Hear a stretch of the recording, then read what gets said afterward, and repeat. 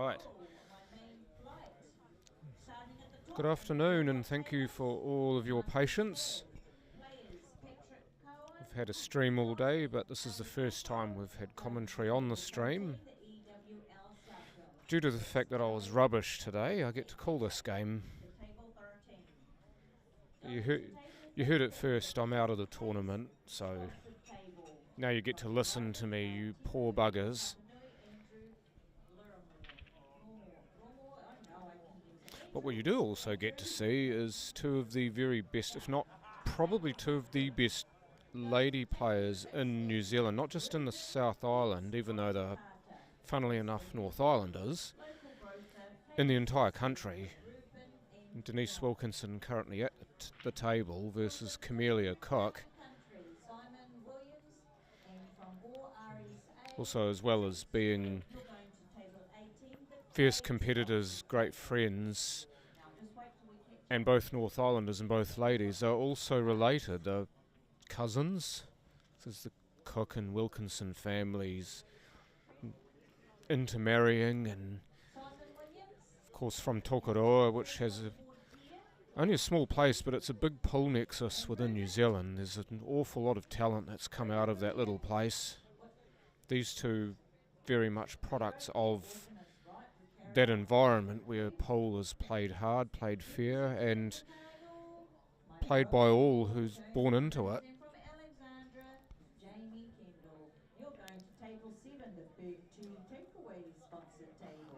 Do expect there to be a fair amount of safety play in this match, even though both of these players are aggressive by nature. Because what you often will see with the ladies when they play each other is you see a little more tactics, especially at the top level. These two are right at the top level of the game. And there'll also be a fair bit of bragging rights as well to go with this match. And so any advantage within the rules that these players can get, they will get.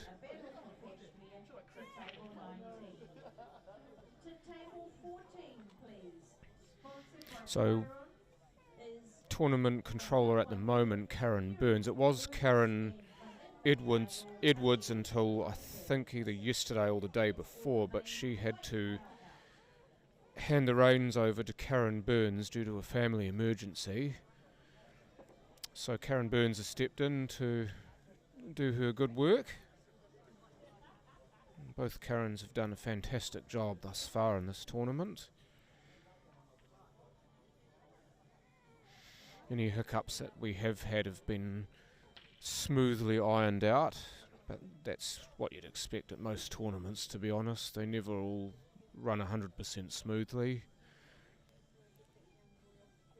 But we do have a lot of fantastic play that has occurred, and more to come, no doubt. And this venue that you can see top left of your screen as I speak, the Invercargill Workingmen's Club, has been an excellent host. I can't speak highly enough of them. You can see the bar in the top right corner of your screen. They've been pumping all week long. Staff have been amazing here. Haven't had much of the food here. I've eaten out most of the time, so I can't really vouch for the food too much, but from what I've told, the food's been pretty good as well. They've been running breakfasts all day, every day in the morning, and they've reasonably priced drinks, good service, everything that you want, they've had it.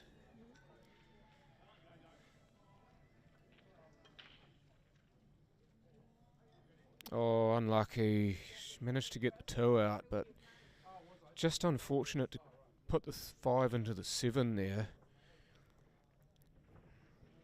If there's any wee bit of separation between those two balls, the 5 may still be on down the rail there. It doesn't look like it. But separation between those two balls will allow Denise to perhaps put a little bit of English onto the 5 and move the 5 away from the rail, because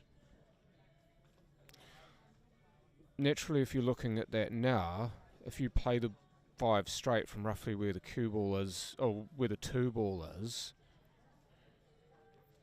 then the natural predisposition would be for the 5 to go into the rail before it reaches the pocket, but separation would allow Denise to actually put a little bit of English on that, to throw it away from that path into the rail.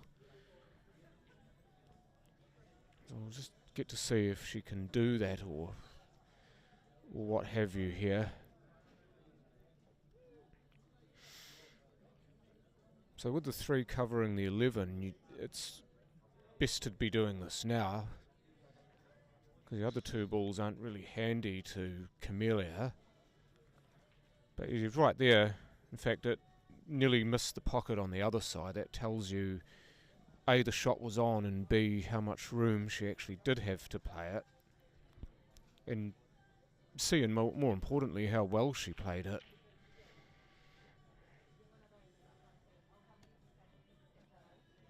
So she could elect to play a 3-ball plant here. She'd be interested in where this 11's going if she does play it.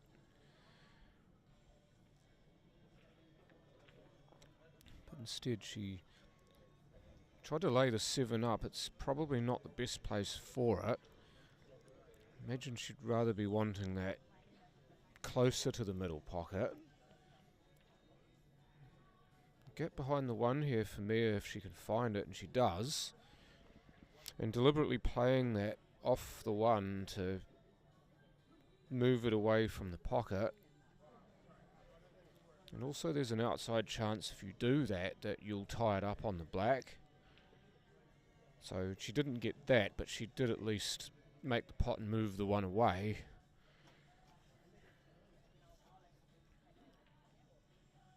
So if there's a safety shot most likely here, is just lay that in.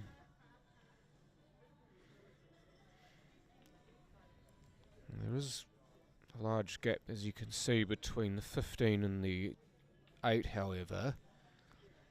But this does make for a cause for pause here for Denise. The 7 would be the ball that she'd want to take, but it's not really there for her to take at the moment. So, just looking back at it, yeah, no, she's going to try and push that over the middle pocket here. Oh no, into the corner. Yeah, well, she got a good second prize there. Just using the speed of the table well. These tables have been pretty fast all tournament, and a couple of them have been a touch slower. But the TV table in particular, as we've seen through the week, has played quite fast. Oh, that's a great effort from Mia, but comes up dry.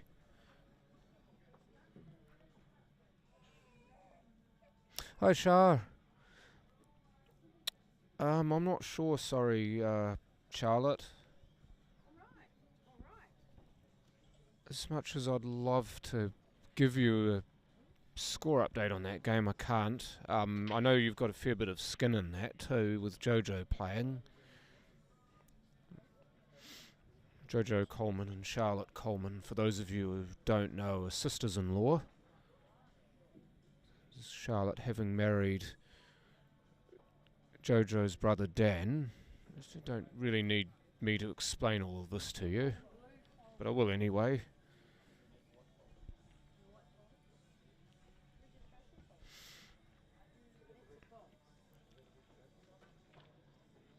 Going on the attack here is Denise. Dare say she would have liked that further up table, but generally a good touch player, so I think she'll be okay enough with this.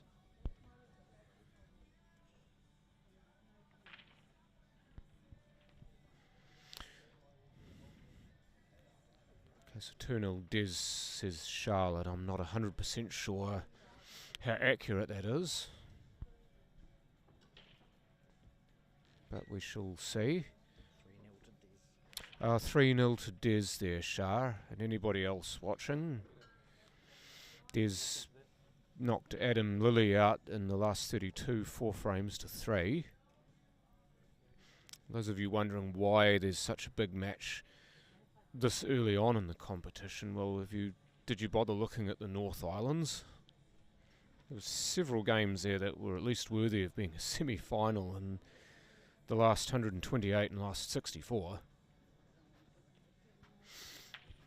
Unfortunately, with the way the draw went for Des and Adam this tournament, Des didn't do as well in section play as he would have liked, so he ended up qualifying lower than he would have expected.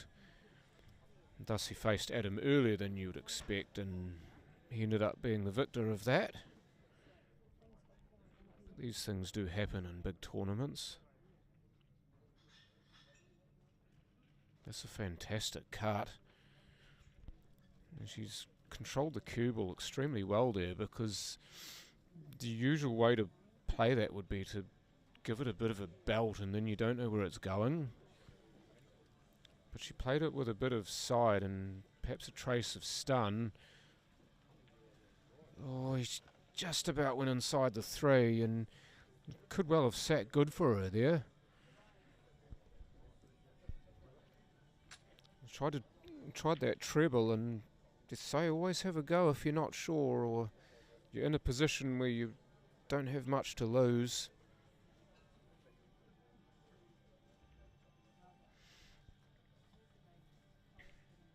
Unfortunately, Jojo's just ceded the table there, Charlotte, so it'll be a bit of a nervous wait for you and her.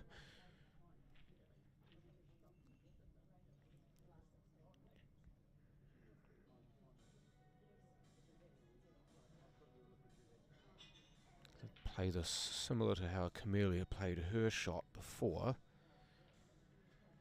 Oh, that's a bucket. She's left half a bucket there. Needed that to be, if that wasn't right over the pocket or right in the path of the 11, it would have been better off being the other side of the pocket. Because I think if this is not on, at least it goes in front. And in fact, Camellia hasn't quite hit that hard enough, or not close enough to the 3 in the rail first time around. These tend to go more on pot blacks and on cues as well, and Denise didn't really need a second invitation at that.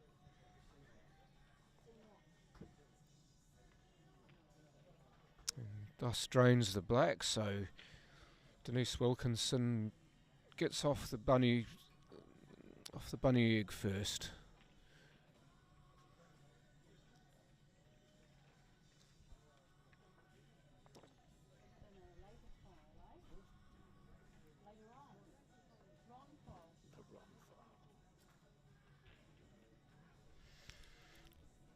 Well, this is all seeded in terms of how the sections were organised.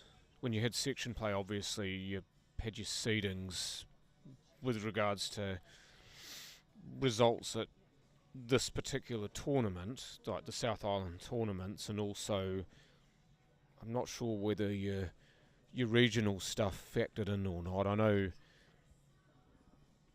you can have some sort of rankings to do with your Canterbury tournaments, so at least for us in Canterbury. So I mean, yes but no, Charlotte, is the best answer to that question. I think Mia will be kicking herself all the way to her chair there. Fantastic opportunity to get on the good set or on a good set and get going, but instead she's having to wait for Denise. She hopes to make a mistake.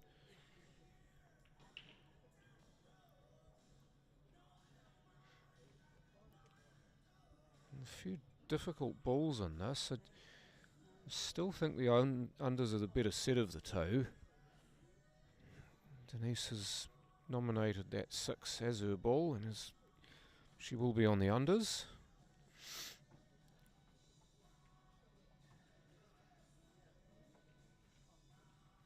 Debatable whether the 7 passes the 11. Say from that view there, I would say yes it does, but only just.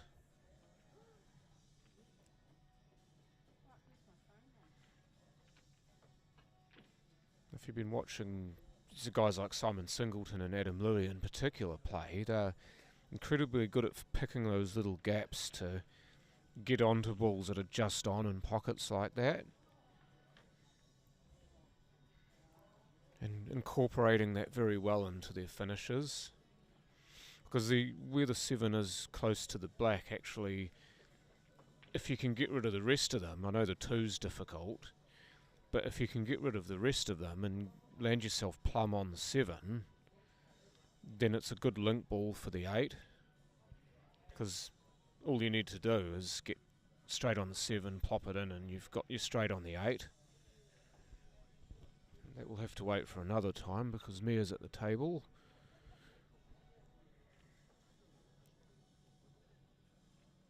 Oh, that's a fantastic first shot. She's actually moved it away for the 10.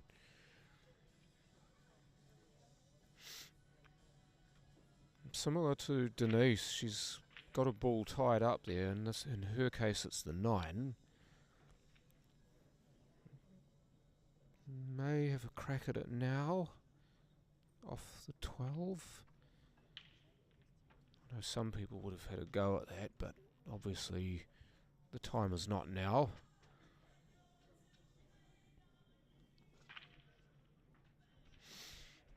I think maybe at this point in the game, it being quite early and the calibre of opposition she's playing, I think what Mia would rather wanting to do is just try to feel her way through this, just to make sure she makes the right plays and not try to do too much and potentially lose the game plan.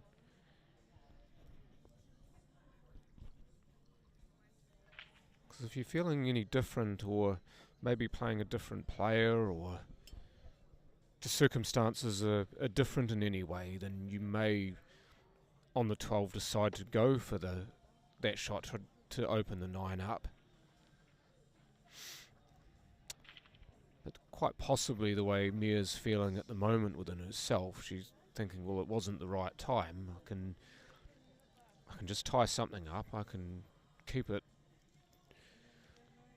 myself in control of the frame, and the opportunity will come. Lovely ball down the rail. Didn't need the 7. I thought maybe she might have used the 7 to funnel it in, but she didn't need it. And if that 10's on, then she can move the 9 away using it. Oh, she didn't want it to go. Just what I was talking about, just trying to keep it tight. Leave the ball over the hole to get control of the frame. But it's backfired on that occasion. I just wondered whether there could be a double on here. Or just, no, she's gone and put the 11 onto the 3. It's actually a pretty good shot.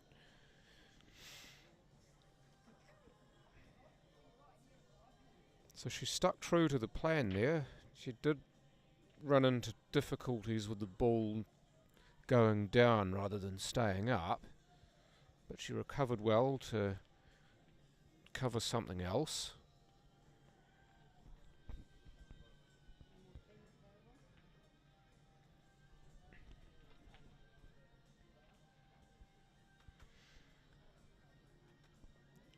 Now you've got to ask yourself the same question with Denise here. This is a potential chance to break one of these 2 balls out that are stuck, but probably isn't the right time to try it unless you're feeling really good about the way you're queuing. Yeah, I think that's the better ploy there. She hasn't quite gotten the cover as she would have liked, but she has made the 5 nice and accessible to her.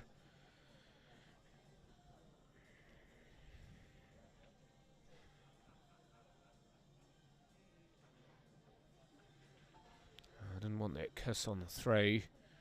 I think she was just trying to bump that out and make it available. I'm sensing, of course, that Denise did leave her a hole for the black if she managed to get to it first. Maybe try to take more of the initiative, make the 11 on, and then have it nice and handy, perhaps to the 9 and the 2, or even to pass the 3 if the opportunity were to come.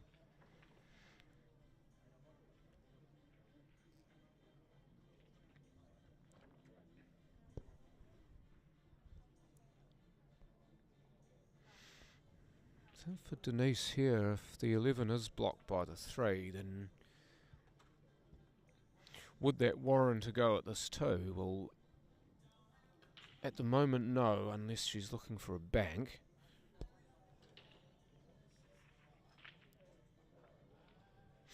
But the way this game has gone so far, you'd expect her just to play this into space, or to play it to leave Camellia awkward on the 9 here. Ooh, she did go for the bank. Extra wee bit of pressure here on Camellia. Could try to get this cue ball behind the 5, or get the 9 behind the 5. Look at this track. Oh, we didn't get a number 1 result there, but number 2's okay. Other score updates. Don't have Google Docs immediately available to me,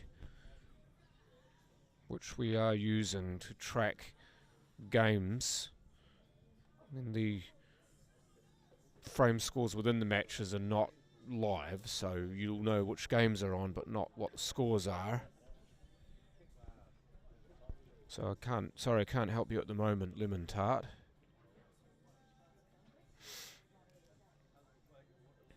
Oh, now that really uglies the frame up. I just wonder if there's a chance of a free ball here. I just wonder whether she might have snookered Camellia here. If she has snookered Camellia here, she would have undone a lot of that good work. It's difficult to tell from here, but generally with the having to play at a 90-degree angle to hit the extreme edge of the ball, you would favour a snooker over not a snooker here, if you know what I mean.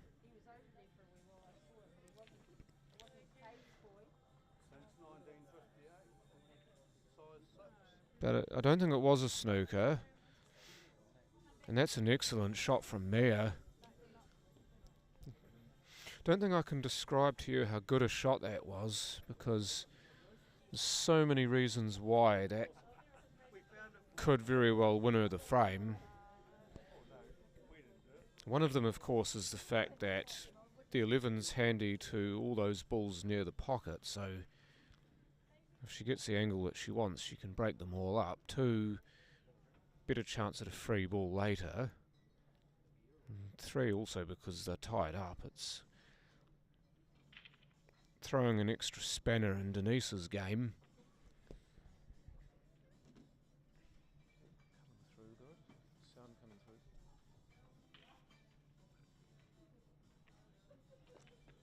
I see my teammate Suayelo is bringing the card back up, so he's in the championship flight, so he must be moving on.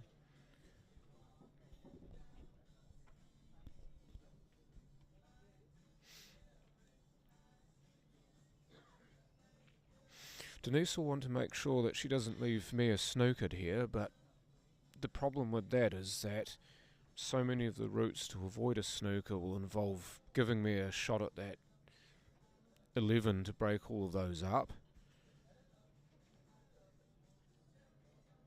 So she might try to go up behind the 9 here. Oh, she's left a snooker anyway. I think she tried to get some sort of distance between the 9, the 3 and the 8, and hoped that the 8 bogged off enough so that it wasn't a snooker, but it was worth a go. Unfortunately, it doesn't seem to have worked. This is slightly awkward though, even though it is a snooker, and Mia can nominate the 3 here and play the 9 into the 3 and pot it. It's still not a given. She's done well, but the cue ball hasn't been her friend there.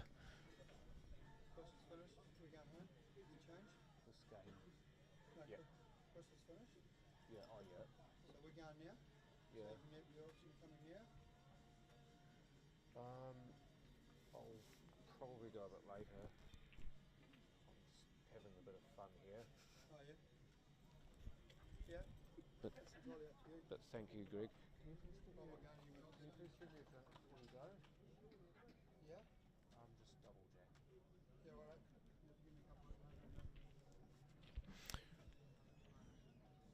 Hope you guys didn't hear all of that. Just a little bit. Apologies if you did. Completely unrelated to this match. What is related to this match is the fact that Mia's moved on in the frame, but this is now real awkward.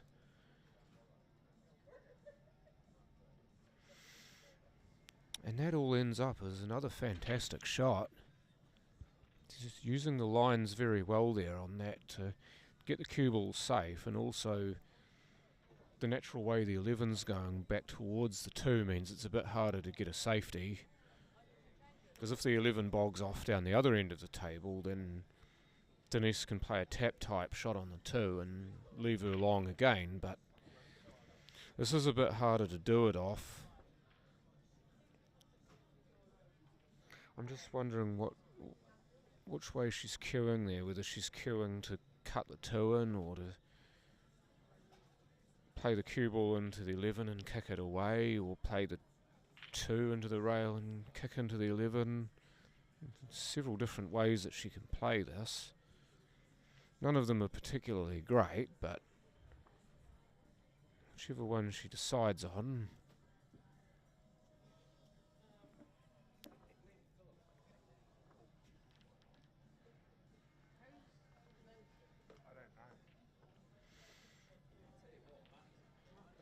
No, she's just tried to leave Mia safe there.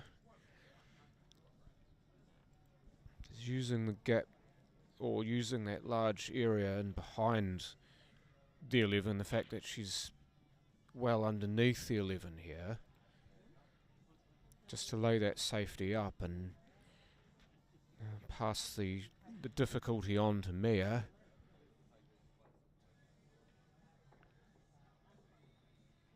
Very, very fine. She's left Denise a shot here, but this is not easy either. There's nowhere she can be safe on this. The 11's almost right over the bag, so you'd have to think that Denise is going to have a hoy at this, but I'm not sure exactly where the cue ball's going to go. The 11 looms as a big target. Might have to go down into this.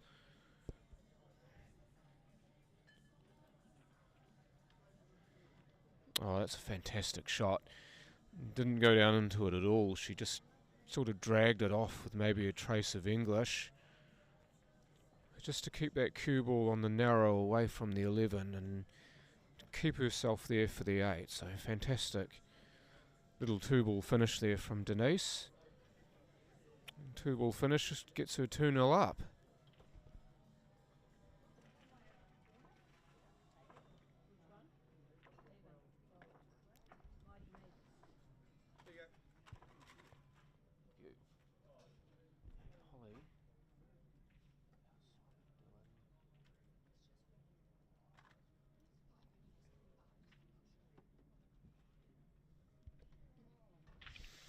I think Simon Singleton might have just won his game, folks. Oh, yucks. Dirty kiss into the pocket there. This will be just what the doctor ordered for Camellia, though. She's behind 2-0. She needs to start getting stuff going her way. This is a wide open rack as well. These balls are all looking yummy. It's just how she decides she wants to run them. 21, 22 and 24 and 23. Careful deliberation here is decided on the overs.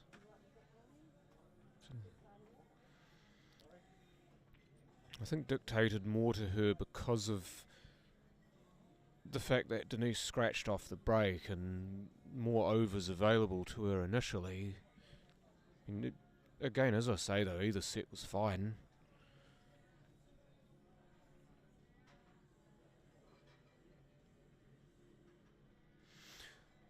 That would be correct. In the semis, I think, John. Rightio, I'm going to put on all the semis for the Denise won that game 5 frames to 4. paid viewing for people. Sorry, Trophy Flight, I have to put you out in the East Wing on 22 and 24. But and top send you 16 to to have them play each other again in the South Islands Can I have the first pairing of Hannah Wood and Jason Gray? obviously goes to show you what class act these two players are. The Super Sharpener sponsored table. And table 24, the good teak one for Margot and Harry. She's got out enough for the 9 here, she'll be fine. You can move to best And she has indeed, so easily see enough of the 9. Margot, is that you or Hannah? Hannah? Yep, so you and Jason. Best of 5, race to 3.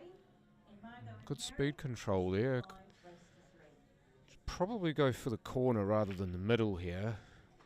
Can I please have my And I say that because it's the lowest risk option, and she's a more than good enough QS to get it there. Because if she goes for the middle and gets her weight wrong, then she could very well scoot behind the 5 or the 2. But there's no such risk going for the corner pocket because the shot's pretty much straight.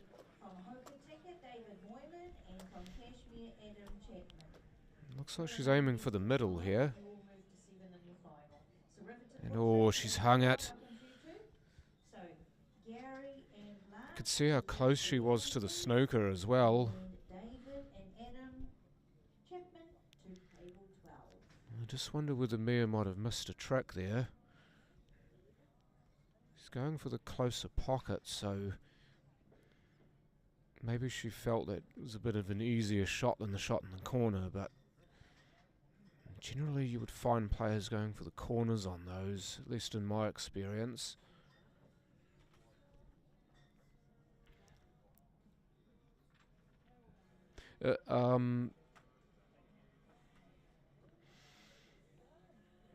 I think it was the ladies, John. I'm just trying to... It was the South Island ladies, John. That's what it was. Sorry? Yeah, I know, but they played in this South Island as well.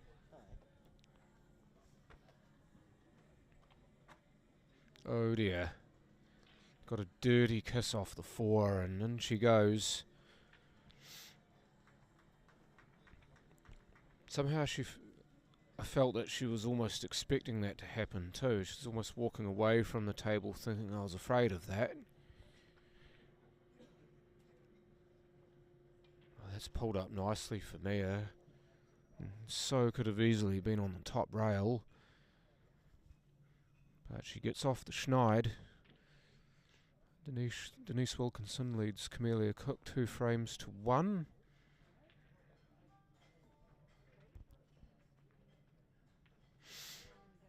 Never underestimate how difficult this has actually been for, especially these two players. They're both playing in the South Island. They're both well away from their respective home in Tokoroa. They've been playing in the North Islands as well.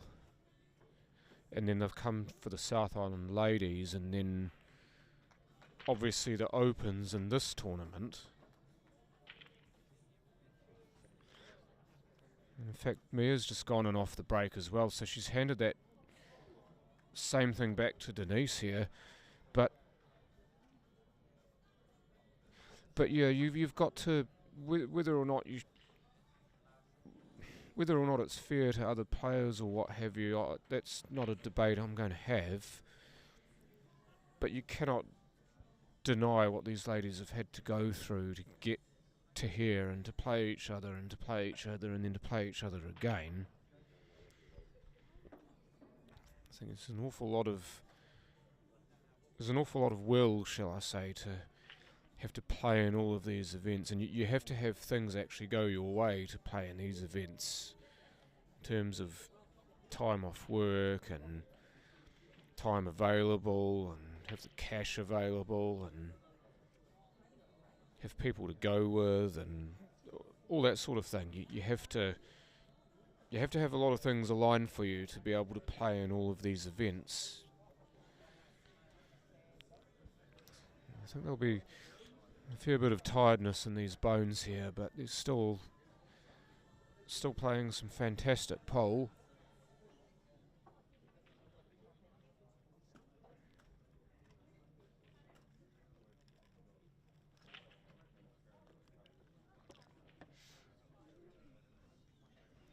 So it seems like Des Wilcox has won that match against Jojo Coleman.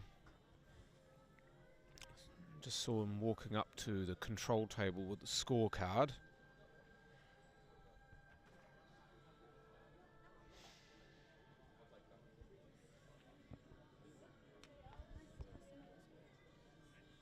Well, it's not mine, but yes, I'm pretty sure you're okay.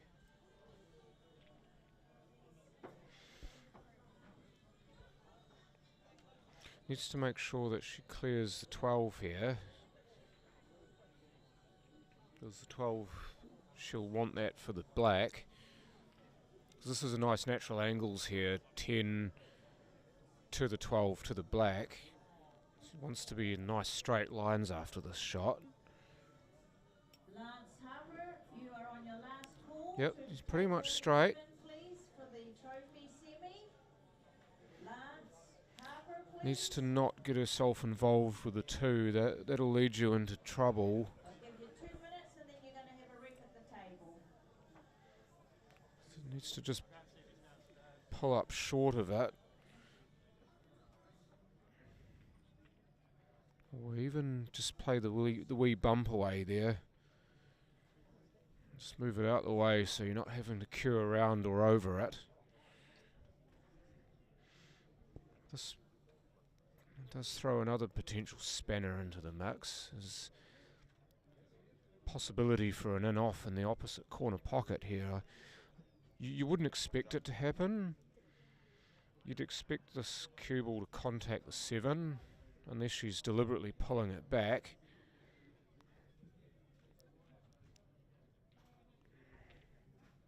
Which she has done, and she's cued through that wonderfully. So Denise Wilkinson 3-1 to the good over Camellia Cock.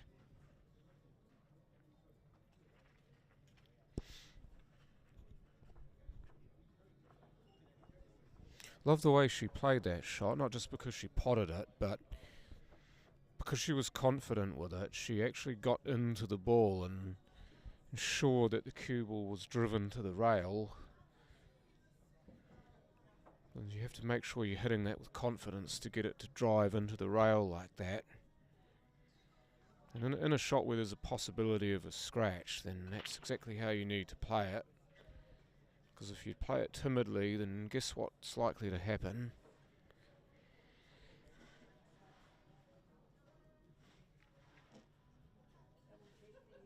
Oh, most definitely. She's an absolute joy to watch too. In fact, both of these ladies are just joyful to watch on a pool table. As I said at the beginning of this game, for me, they're the 2 best ladies pool players in New Zealand. I would rank them 1 and 2, and in which order we don't know yet, but oh, look at this. I just wonder whether she wanted that to fall, but she's still a chance at a finish here. It's going to be a little more difficult, however, unless she opens the 15 up now, or Just blocks off most of the table for Denise, as she has done. She's using that 9 as a good sort of buffer ball, but Denise, if she can see enough of this 7, can actually double it over in front of all of those overs in the black here. Oh, sorry, no, the black's near the black spot, but you know what I mean. Just like that. Perfect.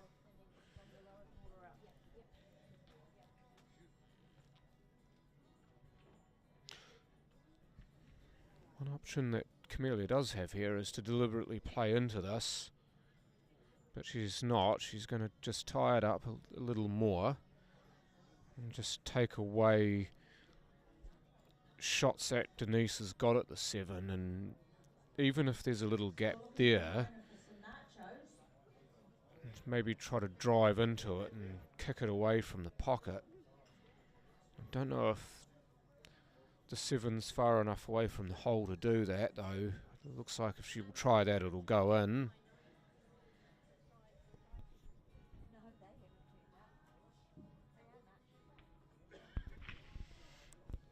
Well, yeah, Tatum Manning and Nita Clarkson are right up there as well, I think. But just on what I've seen and just on recent results, I would have these 2 players above them. They're all fantastic players, don't get me wrong. Also, obviously, you chuck Jojo into the mix as well, and Kimberly Cullen, who's also made her way across the Cook Strait to play in this.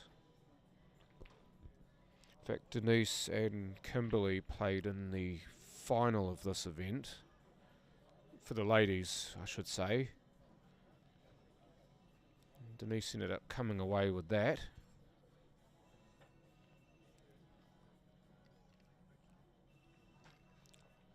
And then they partnered up in the pairs of the Open South Islands, and I think they might have gotten to the last 8 in that.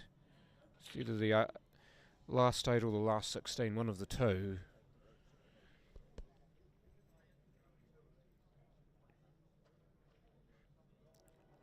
Temple Gailey as well, yes, you did right. There are so many fabulous ladies to chuck into that conversation. There's one thing I do like about the game as it sits right now, is that you do have a lot of incredibly good lady players. And I do think that it's actually beneficial that they've come and played in the Open tournaments. I know some people will disagree with me, but the fact that they play in the Opens, it only makes them more competitive. And Camellia's just tried to smush the 12 into the 3 and 7 there. Or sorry, the 5 and the 7.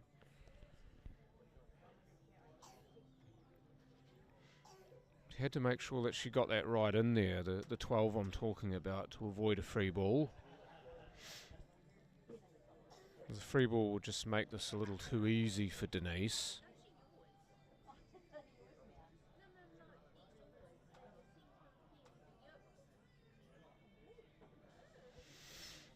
Well, that's what you generally pick on in terms of the discussion over who the best player is. You pick on form. Obviously reputation as well. Both of these players have that reputation as well as the form. So then it comes down to, if anybody else is to be spoken about, what have they done recently? Obviously Tatum Manning's won several ladies' nationals titles. Well, not several, but I think 2 or 3 of them. Correct me if I'm wrong. And I know Denise has been in that mix as well, as has, I believe, Camellia.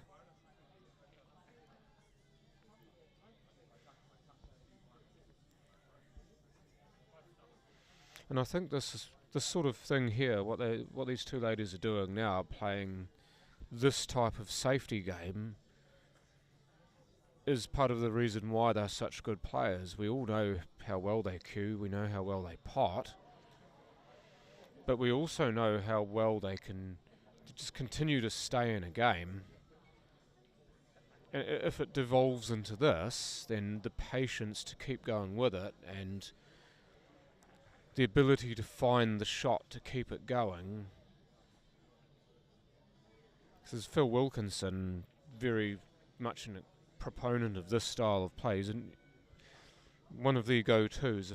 If you talk to me about any player who's incredibly good at this style of game, just the patience and perseverance when the frame is ugly like this, to just keep doing it and just keep squeezing the life out of it, especially when he's ahead as Denise is.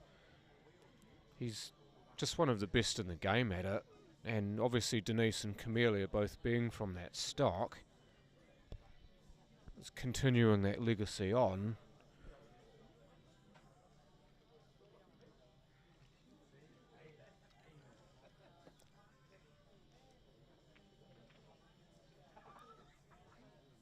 Moving that 13 out the road because it's pesky and it could cause problems.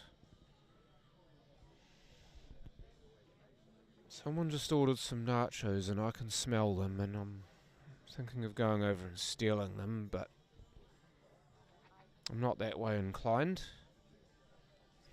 I think Ash is next to me, he can't he can't handle himself. Oh yeah, big ups to Ash as well from Glowing Rectangles. They are this table's sponsor. As you can see, as you move on to the view of the table, or the room view, you can see Glowing Rectangles proudly holding pride of place above the light. All the gear, the camera gear here, all the rigging and all the computer gear in order to do this, that's all down to Glowing Rectangles and Ash. And then of course you've got scaffolding company, I'm just trying to remember the name of it, Scaftech. Obviously a massive thank you to them for providing the scaffolding that the cameras are mounted on. Some of them are mounted on scaffold. To be able to get some of the views that we've gotten, it is required that you have scaffolding. That top view, for example, you need scaffolding to achieve that.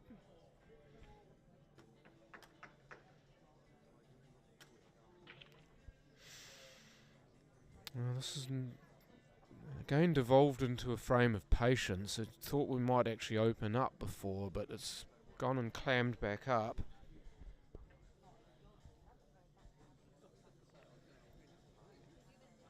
And something else that is evident too, if you're looking at any sort of room view here, I know there's only a small sample size on the room view, is just how much space there is here.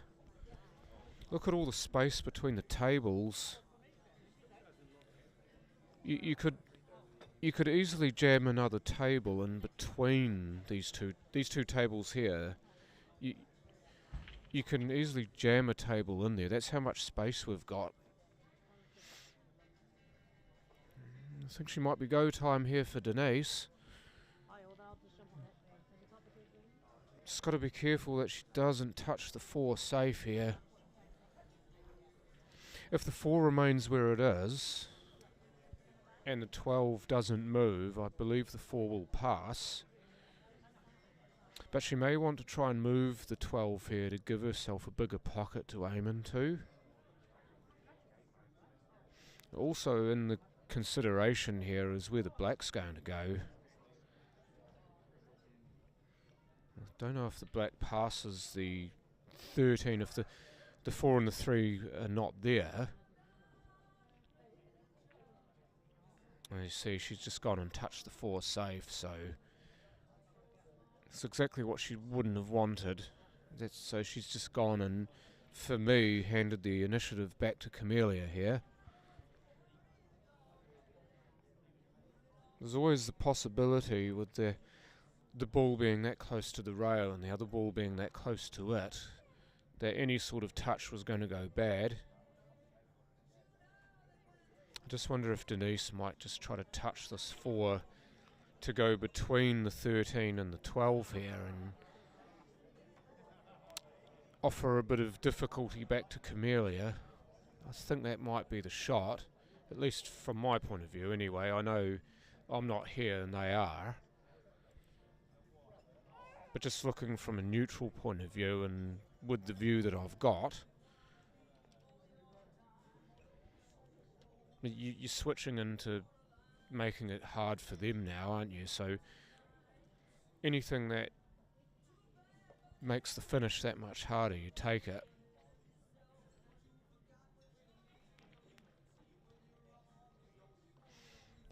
Yeah, that's exactly what she's done. The other good thing that she's done too is that it doesn't appear that Camellia has a direct shot at this 13. Because if she did, then she'd be considering the plant onto the 9.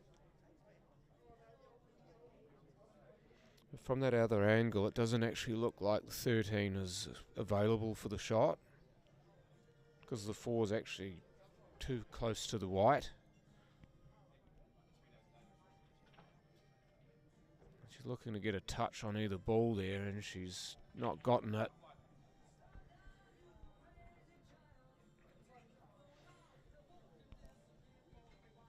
So because neither the 15 nor the 13 pass the 4, I'd warrant that she's going to try and leave a safety here.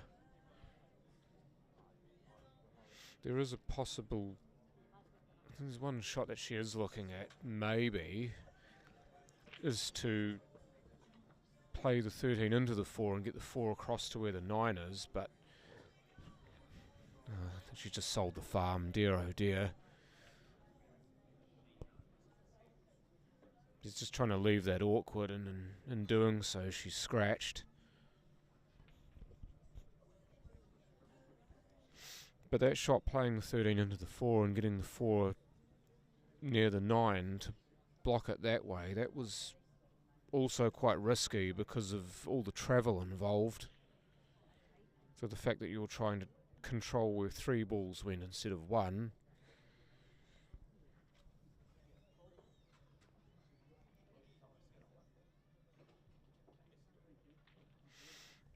She'll want to give herself the straightest possible shot that she can on the 4 here if she's looking just to take the 4 as is. Having a free ball, of course, she could play the 9 here and improve that angle on the 4. And she's just umming and ahhing between the 2. To take the 9 obviously also takes a worker away, in case the worst should happen. But no, she's gone back to just taking the 4 as it is. As straight a shot as she can get on it. Now she's gone back to the 9, so obviously in 2 minds there, and one will soon prevail. I just wonder whether anybody's going to start getting on to timing this, just because of some of these shots taking a bit of extra time and the fact that these frames have been quite safety oriented.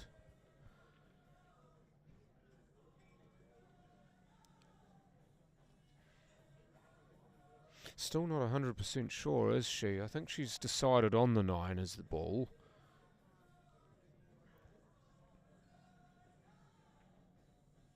But exactly how to play it she didn't know, and I think she's ended up just fine there. She'll be pretty happy with that.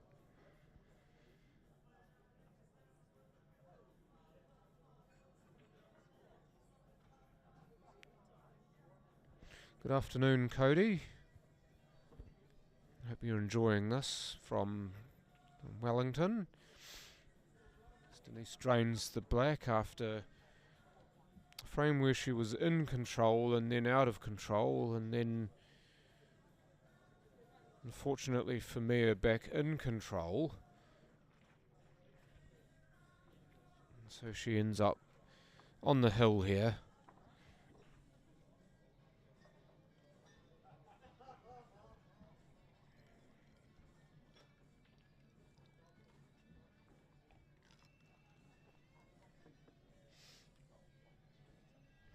Nationals at this point for 2025 are slated to be here. I say slated to be here. I'm not sure whether it's a done deal or a dead cert yet. But on the evidence that we've seen for this whole week, you sure hope that they're here. And they've earned their opportunity. They've definitely followed through on it with this tournament. Because with everything that's happened with this tournament, it's just ran so well.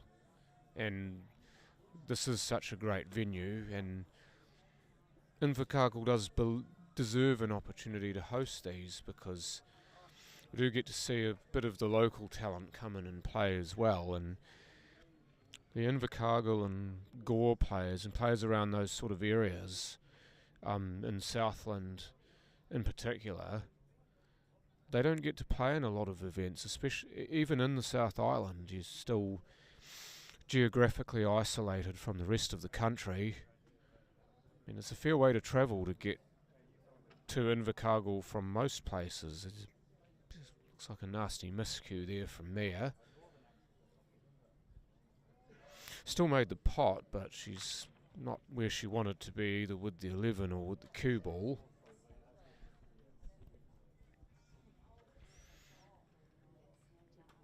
But yeah, the geographical isolation that Invercargill has relative to most of the other pool centres in the South Island and in New Zealand in general means that their players are often hard up coming to play in these,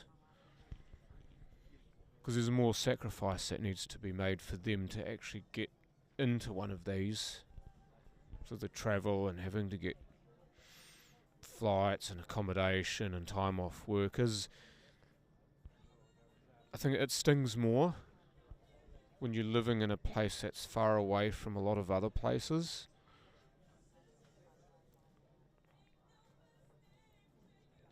I mean, quite fortunate here living in Christchurch. I think she's made that 11 on here.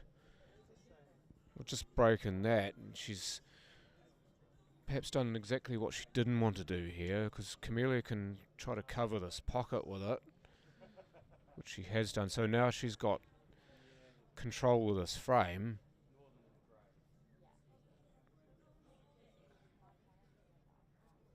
So Denise did actually have a good chance there to tighten the screws a bit further, but Camellia's had the opportunity given to her to do some of that herself.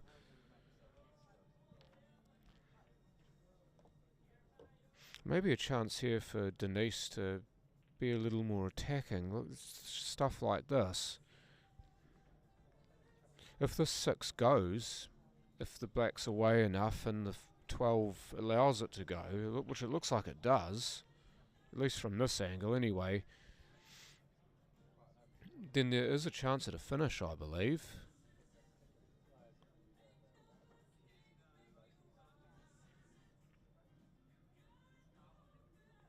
So no pot, but again played with a bit of safety in mind, and in case you don't make the pot, then this is exactly what you need to be doing. It's not 100% that you're going to pot that. It's not a dead cert finish. So if you can play it that sort of way so that you still got some control over the frame, then by all means do it.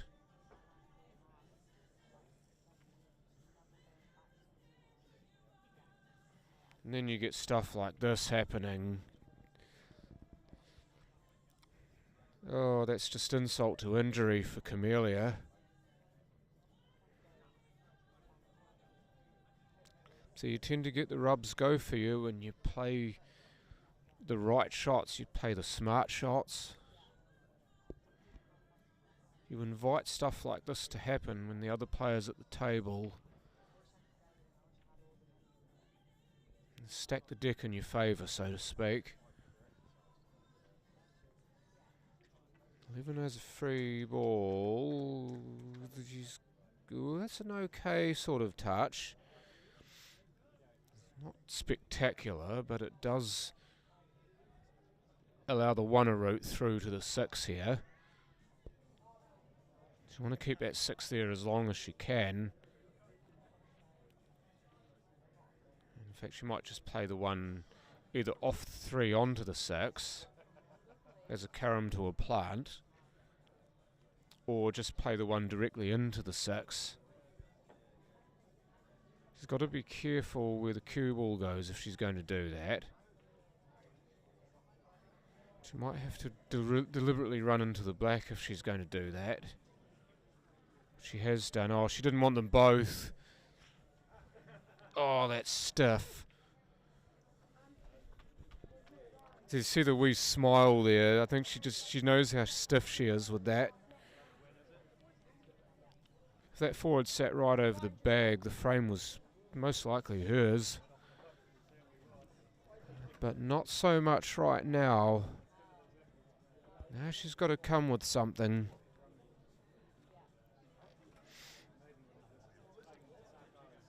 There is a wee angle on the 5. She could pot the 5 in the corner bottom left. She can come across table and maybe have a dig at the 3 past the 8, but she's got to be so accurate if she's going to do that. It's such a difficult shot with the angle and how close she is to the 5 to even get across, get across for the 3.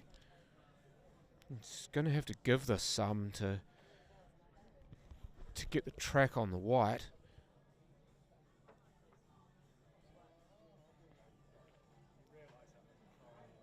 Or she got the position but not the pot. A+ for effort, but F for result.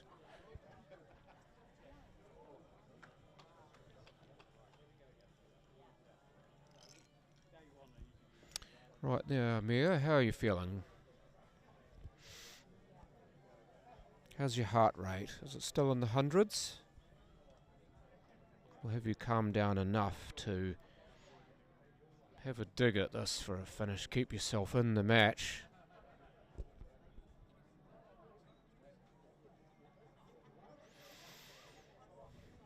Well, I just wonder whether she was playing for that or not. You wouldn't imagine so. Especially not with a player as dangerous as Denise coming to the table with a 4-1 lead in a race to 5. You really are inviting danger into your house here.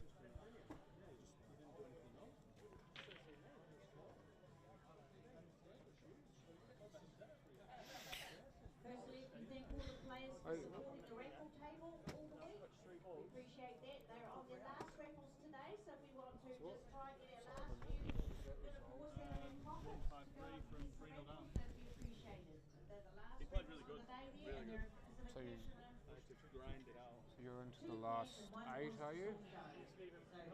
Last 8 for you now? So your Simon Singleton is through to the last 8, having beaten Danny Hunier 5 frames to 3 after being 3-0 down, so I hear. Will do, Greg. I'm just going to look at this first, though. Slow down. Put the brakes on. Maybe a roll too much. Still goes. There's no question over whether or not the pot goes. It's just the position is going to be a lot harder to attain from here versus being straight on it. 13 also, you've got to consider. That's why she's jacking up, because she knows there's a chance she'll run into the 13 otherwise.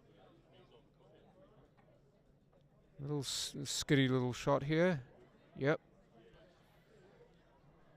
Because of that, she's missed the pot, so again you ask the question, Mia, where's your head at?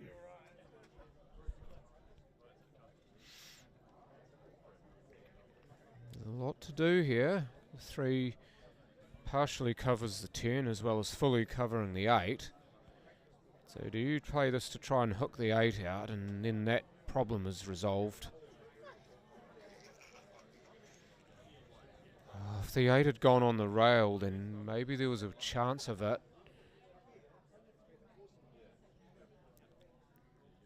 Even though that would have blocked the 10 from going the same way, then the 10 could have doubled and then the shot on the 8 was there. I'm not sure the 8's there now. It's certainly not going to die wondering though. Bank here. If she paces it nicely, she can bank the 8 back into the top right corner pocket.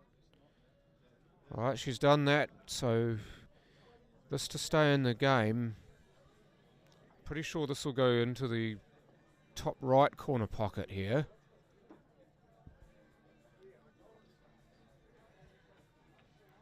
Has to be, and it's not.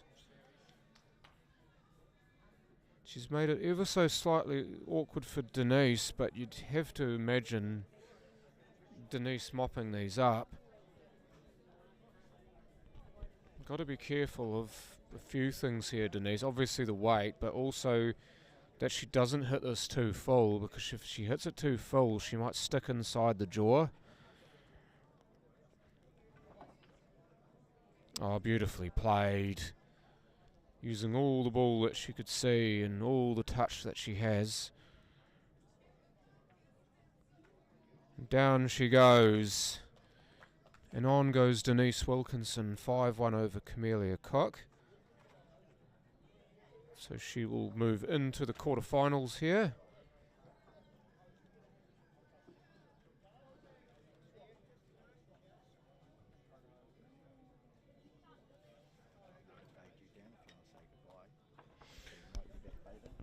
So I shall be back.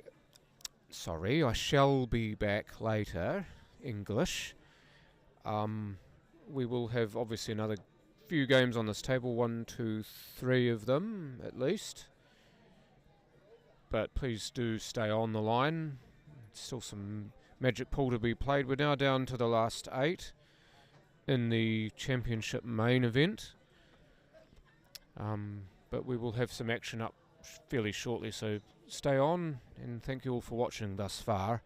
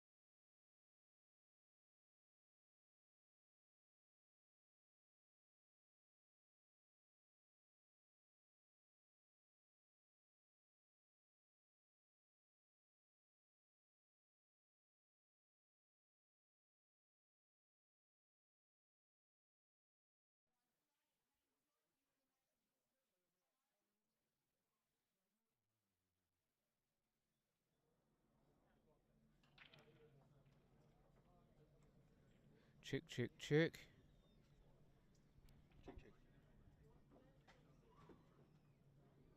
Cool, love. Right, so on to the top 8 now, and I have a commentary partner. Introduce yourself. So, yeah, it's John here, if you haven't already recognised my check in the background there. Oh, we're testing out the mics just to see that they were live. Right, so this particular match is Ryan King, who's again, like Denise and Camellia, made his way all the way down from the North Island, New Plymouth in this case, versus local boy Shannon Swain, well, local enough anyway, from Gore. So not many people will actually be aware of what Shannon Swain can bring to a pool table. Well, you're just about to find out. I hear he brings a lot to the snooker table, so let's see if it transfers into the smaller one. Yeah, correct. I think people know him more as a snooker player than a pool player, but he's definitely got the chops on a pool table. He's been playing some fantastic pool all week long and finally gets his chance on the big stage here. Oh, John Potter, you were keen to see this game. Well, your wish has been made to come true. I saw Shannon play a few matches, I think it was yesterday, and he was cueing the ball and potting really, really nicely. So I guess that's transferred over today, seeing as he's in the last 8. Yeah, he's just got a lovely flowing type game about him too. He's probably better than many players at this event at playing with pace as well, I think, because at Gore they've got pot blacks there, that's their type of tables as they are in Invercargill, and he's quite used to these because these are his normal tables, and also that snooker background with the queuing and so on, it actually does him quite well on these, and he's used that to great extent here in this tournament to get to this point to play Ryan now. Ryan's actually been, I was watching their matches over the back prior to coming on with you now, and he was queuing really nicely against Nick, so looks like they're both kind of coming into a bit of form or a bit of momentum into the finals. Yeah, I mean, the Nick you're talking about is Nick Hinger, who also made his way from Wanganui or Whanganui, depending on how you want to pronounce it. But he went out in the last 16 to this man on the screen. So it's great to actually see the North Islanders come down to play in this event, no matter what you may or may not say. I think that it makes the field that much more competitive, at least in my opinion. Oh, yuck. Trying to nibble off the 7 there, to use your term, and he's ended up barrelling straight into it. He was just trying to flick off the edge of it and come down the rail, and I thought he had a little bit more angle than that, but it just didn't come that way, did it? Didn't want to, did it? Oh, look at this. No, not to be, but it picked it clean. Yeah, I mean, I've seen him play enough, John. I do think that sometimes when you play a lot of snooker and not as much of this game, the rules and the patience side do get questioned, especially in big spots like this. But, I mean, he's played enough of this today to really bed himself in. Well, he's been going yesterday and today, so he shouldn't really be having any issues at this stage. Well, it's going to be the different task that he's got here. I mean, he's got a guy who's won multiple North Island events. And a Pockets event. Exactly. And a Reds and Yellows event, which, yeah, different rules, but it's a cue sport. Requires you to actually beat a whole lot of really, really good players to win it. And he's different to everyone else that he's played so far. You could say that for anyone, playing anyone, but it's to be able to adapt yourself to that challenge. Roll forward a little bit, maybe. Oh. think I was trying to move that. He was trying to cheat the pocket as much as he could to bump that down the rail, but he's still Good angle okay. here. So just... Ooh, slow down. These tables are so quick. Here's this purity of cueing coming in. Has he got it? This is where your snooker brain comes in here.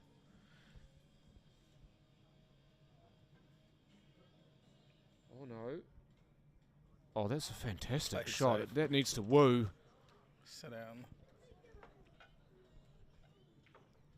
Still might be enough there to just get the black underneath the 7.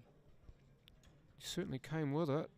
Everybody expecting him to try and pot that. Oh, Ryan King will not pot the black, will be a snooker. But that goes to show you how he's thinking. He's thinking exactly the way he needs to, Shannon, here. I don't think Ryan would have expected that. Watch out, Oh that eight's dear, gonna be he's spotted. going to hook What a boo-boo. himself. Would you believe that? You wouldn't credit that. That's one thing that we talked too early with the rules, John. I was just about to say we're going to respot that black. Like, that's about the only thing. I didn't want to mention it to curse him. I can't. You still don't believe it, do you? I mean, you don't even think about it when you're playing that shot. You think, right, I'm on the 7, sweet as, and oh wait, Doesn't- the black's got to go It doesn't back matter up. where you put it, pretty much, is what you're thinking in your head, apart from on the spot. Swervies, swerve around it. Ooh, Well, it's not that's terrible. easy. That's probably second best to potting it. Not. That's not an Right. unfair point. Brian should pot this, but, you know. Let's see, my food's arrived, but that's by the by. Righty ho, Ryan. What have you got? Middle oh, bag. strapped. Have some of that. So Ryan King Shannon. 1-0 ahead. Shannon really kind of dropping that one, unfortunately. I think there was this A, unlucky, B, didn't really think about the fact that the black respots and that he needs to stay away from there. It's always secondary, isn't it, when you play the black as a free ball, because normally your focus is solely on that shot to get onto your next one, and you don't really think about the black going back up because it hardly ever happens. He just accidentally tripped himself up there. Yep. I don't think you can afford to give Ryan any free frames. No, he just eats them up. You're right though, John. I think if these players start as they mean to go on, then It's, we were talking about how Brendan's game versus Daniel Bowen was going to be a slugfest of just punching each other in the face. These guys have started out the same way. oh yeah, similar sort of weight class too, I'd say. All very much equals in the last 8. Oh, if that had rolled a little bit further, it could have been Just made it okay. But he's gone and kind of smushed himself here. Just wonder whether he might play that 10 towards where the 8 and the 5 are. But this has got few shades of the previous match on this table, at least for now. And this is where that patience comes in. Has Shannon got it? Yeah, I was watching Mia and Denise from across the other side, and it looked like a very ding-dong tussle of putting stuff in the right place to take advantage. Well, they've both got the patience through. Oh dear, that's a bad miss. But yeah, they've both got that patience through the stock that they came from. Obviously, playing in Tokoroa, playing with the Wilkinson Cook families there, being part of both of those, you have to learn to actually engineer to win a frame, not just win the frame. They're very much embedded in their style of play, whereas these guys, you might not see as much of that happening. I think certainly with Shannon, as you guys were saying, you might not see him do that for as long before he gets itchy and has a slash at something. What are we doing here, Johnny? You're going to try and just bump into the 4? Has he got enough angle? Looks like If he's he can going that cheat way. the pocket, then yes. But no, he's got the 11 there for maybe the same shot, even though the 2's in the road. He only needs to really hit the 15 and give it enough for the 4 to go away. You still got a straight here, though, don't you? Yeah, he's just decided against it. Probably rightly so. If he can stick this over the bin, he'll be fine here. Oh, it's tracked in. That was going to sit up right on that jaw and be great, but it tracked into the pocket.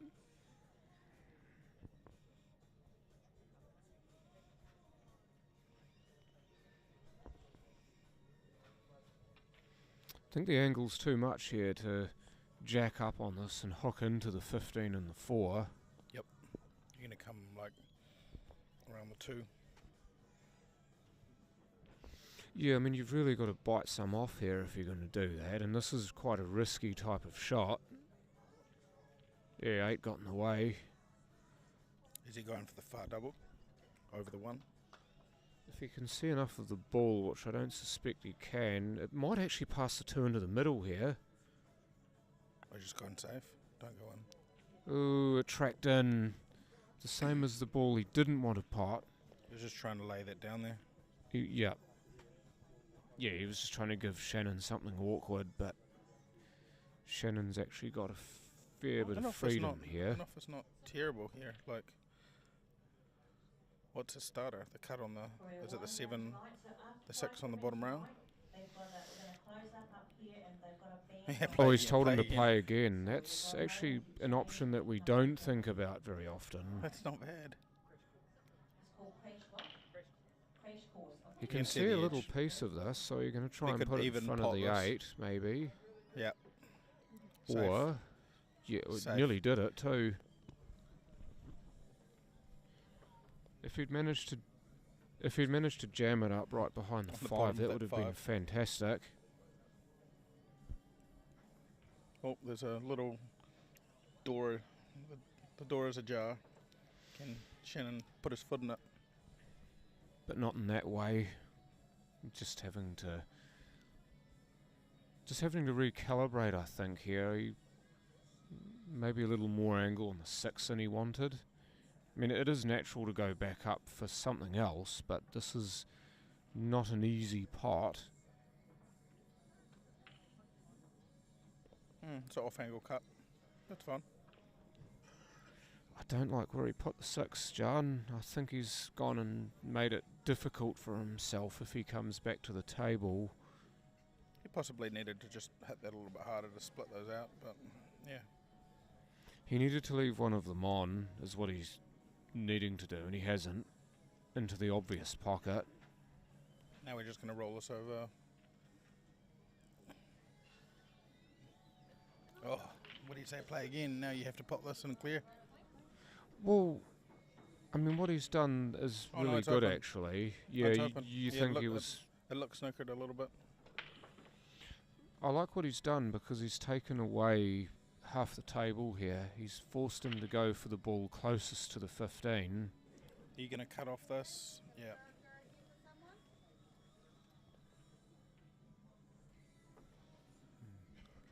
Just going to try and eat something quickly when this frame's over and then get back to it.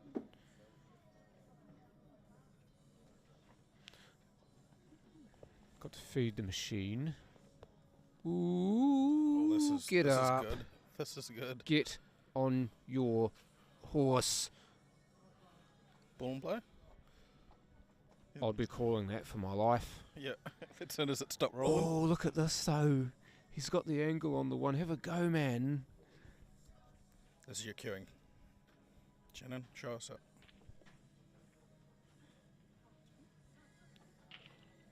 Ooh, Oh, nearly he almost got, fluked that to the middle. he nearly got the rub. He got the split. Didn't get the pot. That's what you're doing. 1, 2. 3. Well, 3 is a free ball. I mean, he snookered first of all. But the thing is that the 3, the 7 and the 6 actually Everything's make this yuck. difficult to get a good shot at the 15 here. Can you just go off the rail and into the 15 and around the corners anyways? You could. He'll take the 5, but Take is the he just going to 5. roll forward and take that shot? Yeah, I think he's just taken his medicine here. Knowing that Similar angle, but like yeah. you're just out of the realms of the 7 now. because your natural angle now is back up table. Yep. See, look at this. Yep, around the angles. Oh, give that a chef's kiss. Yep. Mwah. 10 out of 10. That was an excellent usage of what the table gave him there. Yep.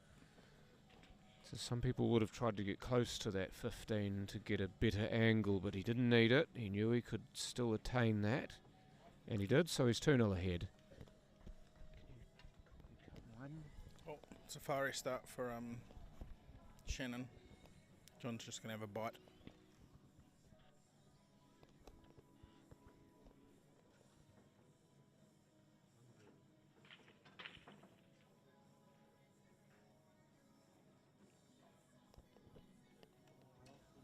Right, that comes up dry, so Ryan jumps up. Just checking where everything pots to. Looks like bigs pretty much go to most pockets, so they look good. He's just looking at the, looks like the 10's the problem one.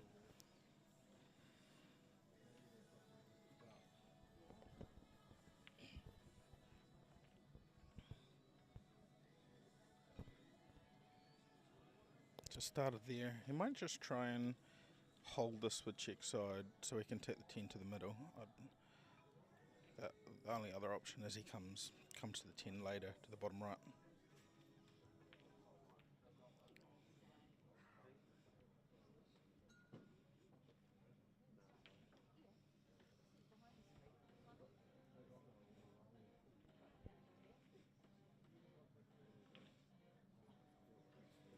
I guess we'll see what he's planning for his 10.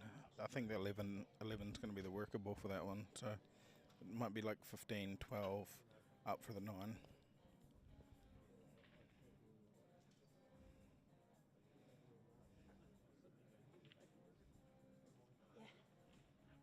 Just get below it.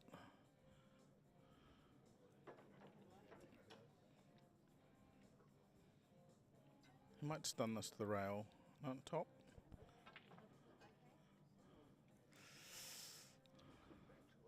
I think the 9 still pots. I can't really see from these angles whether the 9 goes past the 4, but I'm pretty sure it does. Problem is now he's still stuck on the 10. Right, I was just trying to work out where we are in this frame. Bigs playing safe. Ooh, we're attempting to play safe. Didn't get it very safe. It's a big bucket there for the 2. Or the 4. True. Yep.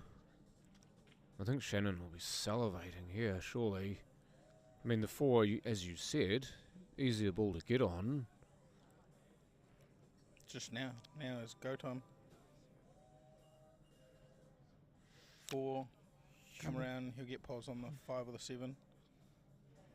You just wonder, you've got so many balls you can play to on this.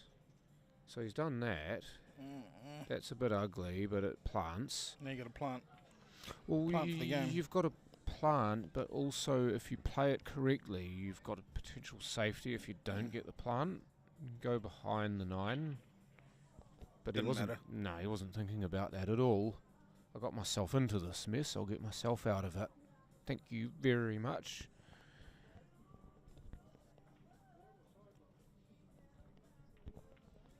To 7 to the middle, and then we'll try and get poles on the 6.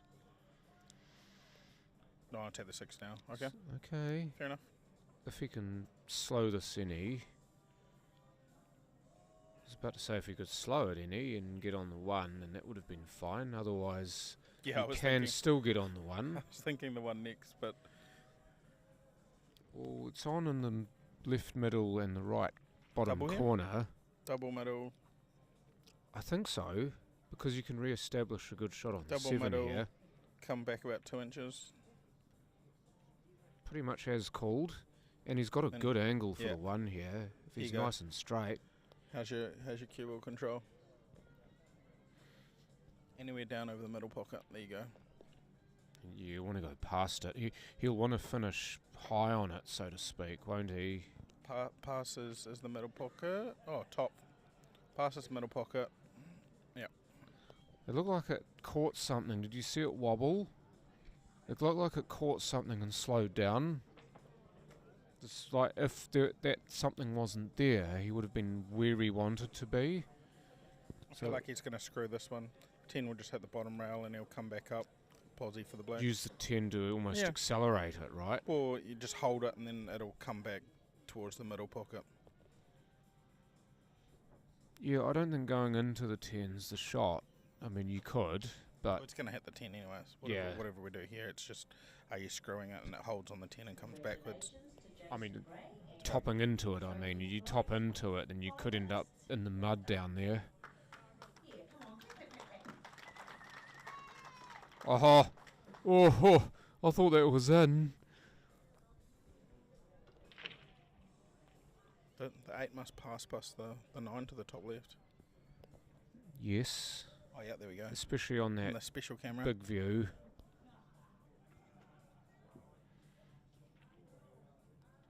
Go in for the top, just for that little bit of safety, but he's nailed the pot, so that won't matter. Out to the middle of the table here. Yeah, that'll be a different challenge, won't it, John?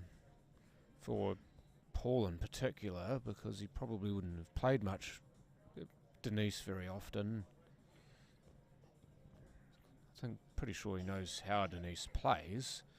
This is coming back lovely for the black. He's carrying the ball so well today. He's just queuing through it so well. He's getting that lovely action on it that's required, and this is looking ominous for Shannon. Ryan's already more than half the way there, and local fella's got to step up. Gotta get this next one.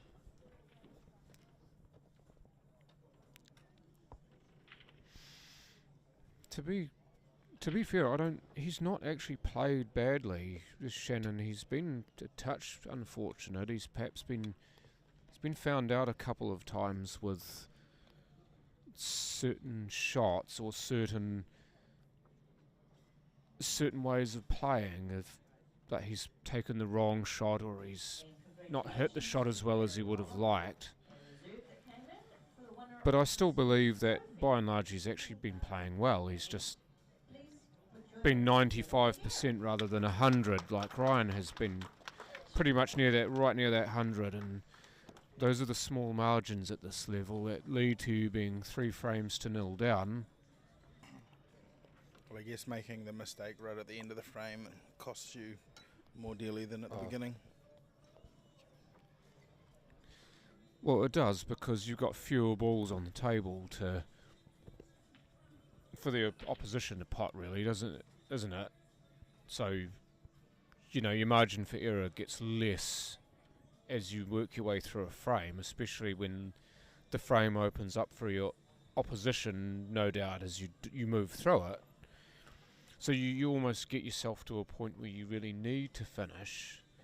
This game maybe less so than international rules, but even so, this game, when you've got players who can clear from nearly anywhere, you've got to take those finishes, especially those near dead certs. If this sort of table, for example, presuming the 9 goes, which it looks like it does, this is one of those finishes you just need to nail it, because they're all there. They're all, I mean, either set, they're all there. You've just got to get them. If you find yourself going for this finish and missing it, Try land on the 11 here. 14-11. If he gets on it, he's set. You look at all the balls on the table we can play pos for off this 11. Yeah, well, he just comes out now and he can get onto the 9. It's pretty much over. Could play the 11, but I suspect he'll play the 9 next, unless he doesn't like the angle. The 11's nice and natural for... I think the 12 does pass the 9, but also the 9 itself. I think he's probably hoping for a little bit more angle on that first one, and now he's chasing it a little bit. He might just drop this in though. No. What's the big piece of that? 11 it is. I think it's the 11 or the 11 from here. That's alright. Only one shot. You'd only have to track to 1. Roll us forward. Have a good angle on the 12. Oh. Job done. Oh, that's beautiful. They're not... Traditionally, these are not easy rails to play down on pot blacks, on fast tables, but that is exactly how to cue on or near a rail. Good pace, just through the ball, let the rest of the table do the work, and get yourself to the hill. The tables are running like really fast, and if you're rolling a ball like that into any of them, then I found over the weekend they were quite large, like they were quite welcoming. If you played it any harder than that, they were not so much. Yeah, they do reward great queuing. I believe that it's one of the biggest strengths of the pot black tables is that they do reward clean queuing and players who are willing to actually play pocket speed or just above to get balls in pockets rather than feeling like they have to thump everything in.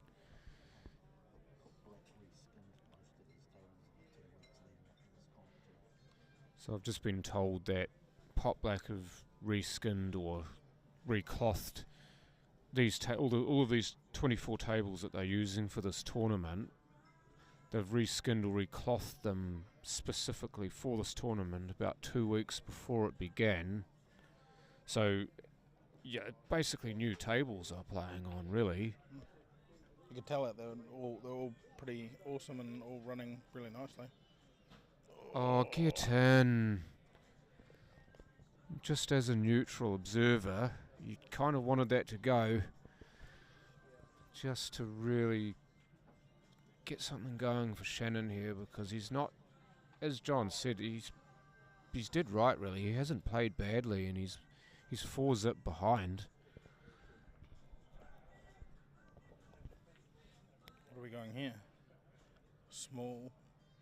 Yeah, I mean, it's still open table, Running isn't into it? the 3. Yep. That was the worst part about that miss, is that it was still an open table. So, I mean, the easiest set was the unders, and he couldn't secure the unders because he missed the opening ball. Hung it. May call ball and play, may not. If he does call ball and play and it falls of its own accord, it will be respotted as close as possible to where it was. And if he doesn't and it drops, then it stays down. Also remember for you guys at home, if you are playing and it does drop and then you do spot it back up, you call ball and play again. True. To avoid it happening again, because it could happen again, right? And Shannon here, unfortunately, he's just gone and missed another pot, so he's going to end up further into the mire here.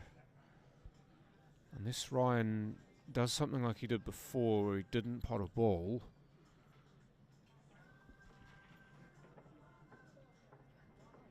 It should be fine. He's basically railroading himself into running down table.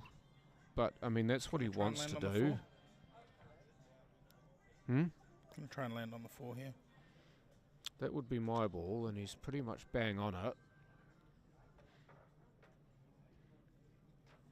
You want to try and get straight or even low of this. Yeah, played it with inside. He's ended up high on it, but he's still got options for pos. This is going to stick on the rail. Yeah, one of them is to just play through it, just try and blow into the 9, and if the cue ball comes off the bottom rail, then it should track back towards the 3 in some way.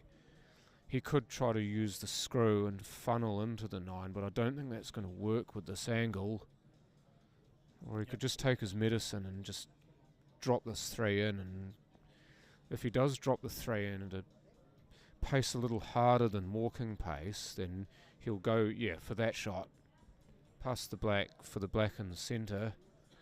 It's going to go like between the black and the dot, right? That's where you would expect it to go, yes. Probably right over the dot, to be fair. Or if he just wants it, just some clapping in the background to Ryan just wants this ball to pass probably 30 to 50 mil to the right of the black spot. He obviously needs to pot the ball first, which he has not done. The cue ball tracked exactly where we expected it to, but the 3 has not. Now, what say you, Shannon Swain? Interesting here, the 3's pretty much stopped him getting the... I don't know if it stopped him getting the 10. No, I think Or is it the 12? it's still on. You're talking about the ball next to the black, aren't you? No, that's still on. I just wonder whether... Might be the ball here. I would say so, but that's It's a quite tough nibbly when you're 4-0 down. But you taking this one because you're more assured of the safety if you miss. Well, he's just playing safe, he's not. Yeah, I like this, and he's putting another ball in good position for himself, because the other balls that are up that end of the table aren't very good. That 15 is. Oh, that's a great shot, because he's blocked the 15 off, and the rest of them, as I said before, are ugly, so he's going to have to come with another safety here, most likely, Shannon. And this is this patience again. We talked about it before. There's a 15 go. Does he have it? Is it the green? 14. Yeah. It's a very, very hard angle though. It is, and it's not worth it, in my opinion. Just going to play this and try and keep to the left. Oh, tried to play it to go in or stick, but I think he might have twisted a little bit far on that. I think that's it. If he plays a similar shot to the one he played before and it goes, then yes. Does. This is not easy. Just overran his pos somewhat. He's going to have to be careful of the cue ball here, and also he could use the 14, but I think he'll just try to pot this straight and almost hook into the 15 or just behind it.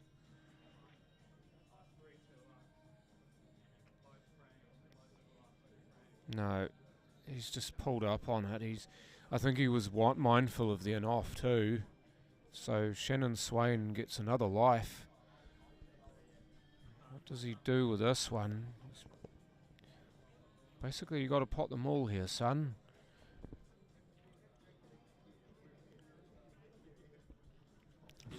Have to take the 15.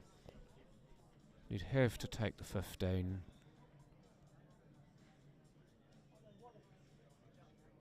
Plays it with drag to help that pocket accept the ball better. Because on the angles, these pot blacks are notorious for not liking balls into the middle. Just done this across. Correct. He's got. Oh, well then. Just got onto it. Nerves. Cut up and down. Yeah, I mean, you'd think it would be easy. Or with the side. Look at this, he got enough of it. Well, and he gets on the board and he stays alive. Is that the Bee Gees I hear in the background? Ryan King 4, Shannon Swain 1, but that 1 is so important. Sorry, Ryan. I think I cursed you there. So Shannon's partner is watching him play. He's just from the sidelines there. Brian, sorry, what's your name? You're Shannon's partner, right?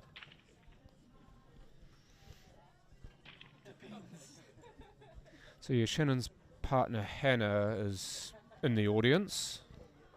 Unfortunately, I don't think we can actually get the camera to see her, but rest assured that she is here.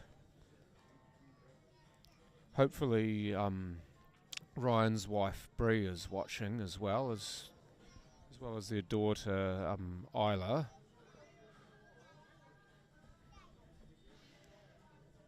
It's always good when you've got your family to support you, whether you've got them in person or whether they're watching you on the stream. I think Kari had his whole family there watching him at the table. It's quite cool. Correct. His daughter, his son, who was also playing. Dino, yep. His wife Nicola and his daughter Maria. But right now it's all Ryan King, and this frame very much at his mercy. I'd imagine the 11 would be the last ball he plays here if he can get nicely onto it. And he'll want to give himself pretty much straight or just off straight here. If he's just off straight here, then he can just track this towards the 6 but not behind it. I think he's okay there. I think he's alright. I think this is Just fine. come out. He's Just good hit pace, it. Ryan. Just get it up there behind the 8 for the middle. There we go, boy. Stevie D. Well, she's about to track him moving on into the next round if this falls. And it does. Big fist pump. Big fist pump. So Ryan King moves on to the semi-finals, prevailing 5 frames to 1 over local boy Shannon Swain. I say local, he's from Gore, but that's close enough. So well done to Shannon Swain for representing well.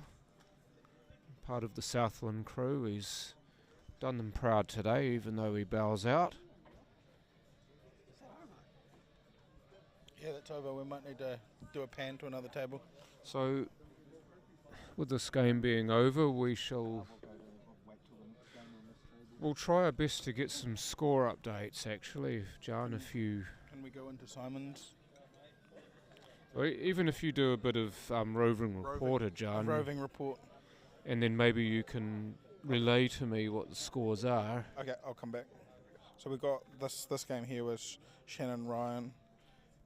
Sorry, I just closed my browser. So we've got Des and Simon on the table in the foreground. And then you got Denise and Paul and Brendan and Daniel. So I'll go have a look at what the scores are and I'll come back. You can see all 3 of the other games actually on this view. But we shall have some scores hopefully.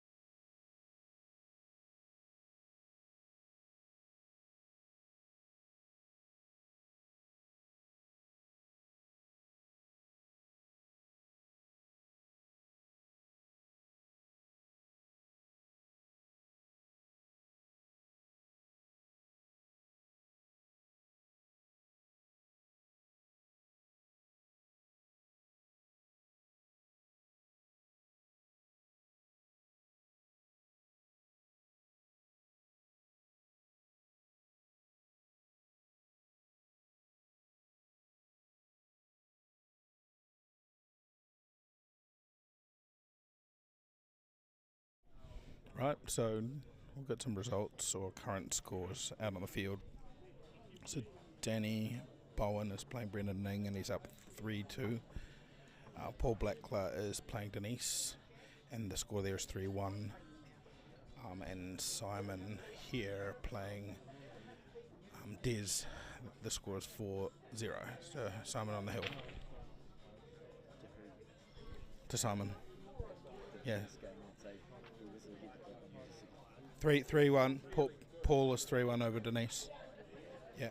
And then Simon's 4-0 over Des Wilcox. So that's the game that we've got going here in the foreground. So we'll leave this here and I'll report back any scores once they're all done.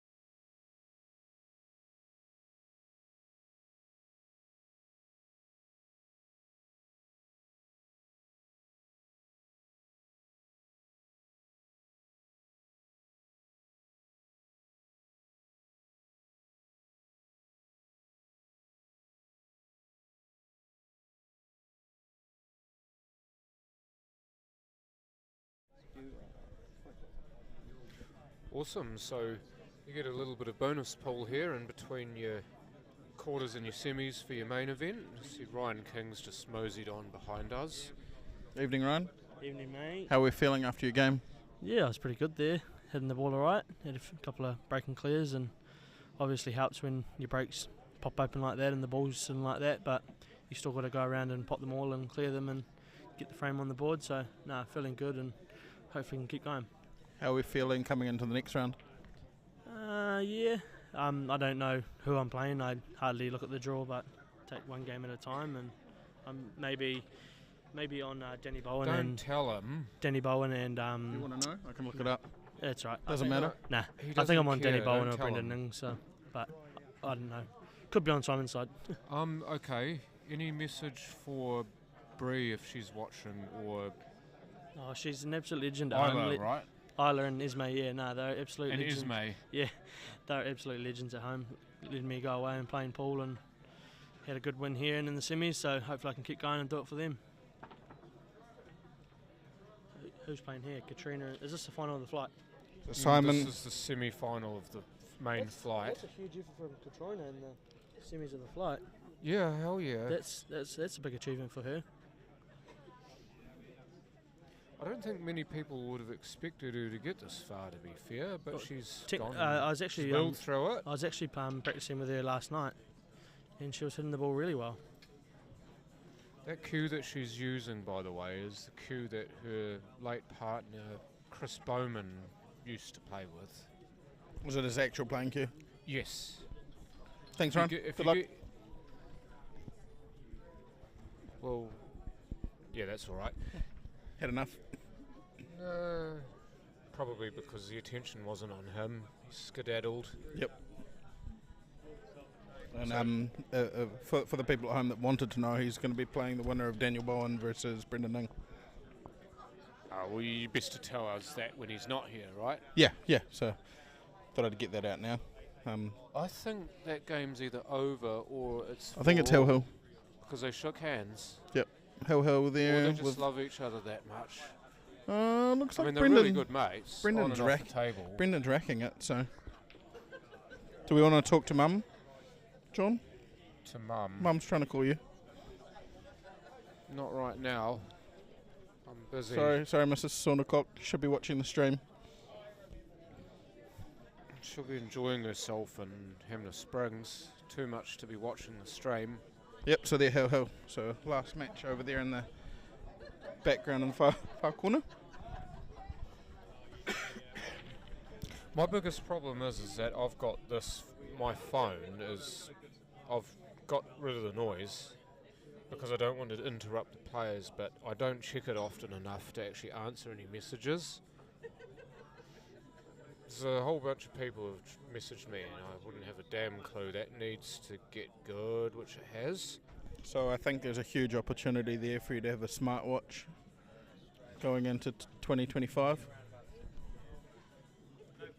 I don't play pool wearing one. I've got a Fitbit, but I don't wear it to play pool. And that's just because if it flashes up with anything, it's distracting. So you're using Right, all Katrina, of that here long, we go. lean frame. It's not quite going to be enough, though, so she's going to have to use the rest. Pot it nice, get out of the way. Should be pretty good. Watch your queuing. Make sure you, get the queue out the way, get the rest out the way. And good position here for the 8, so this being the first frame, if this drops, she will have the early lead.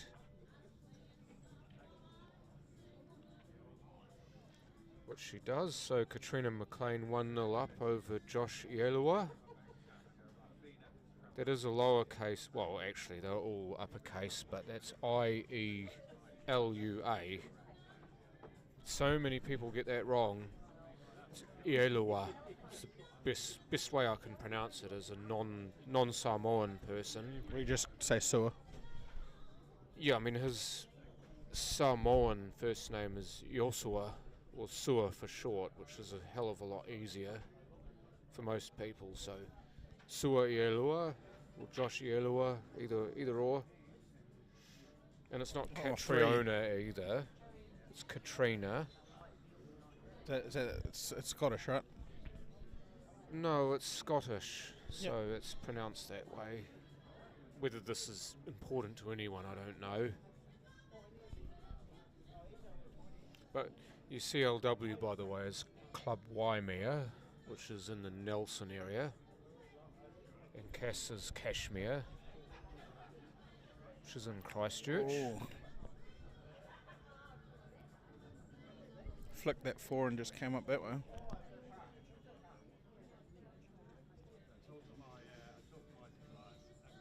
Just wonder whether the 6 might be on past the 8 here. Yep, to the middle.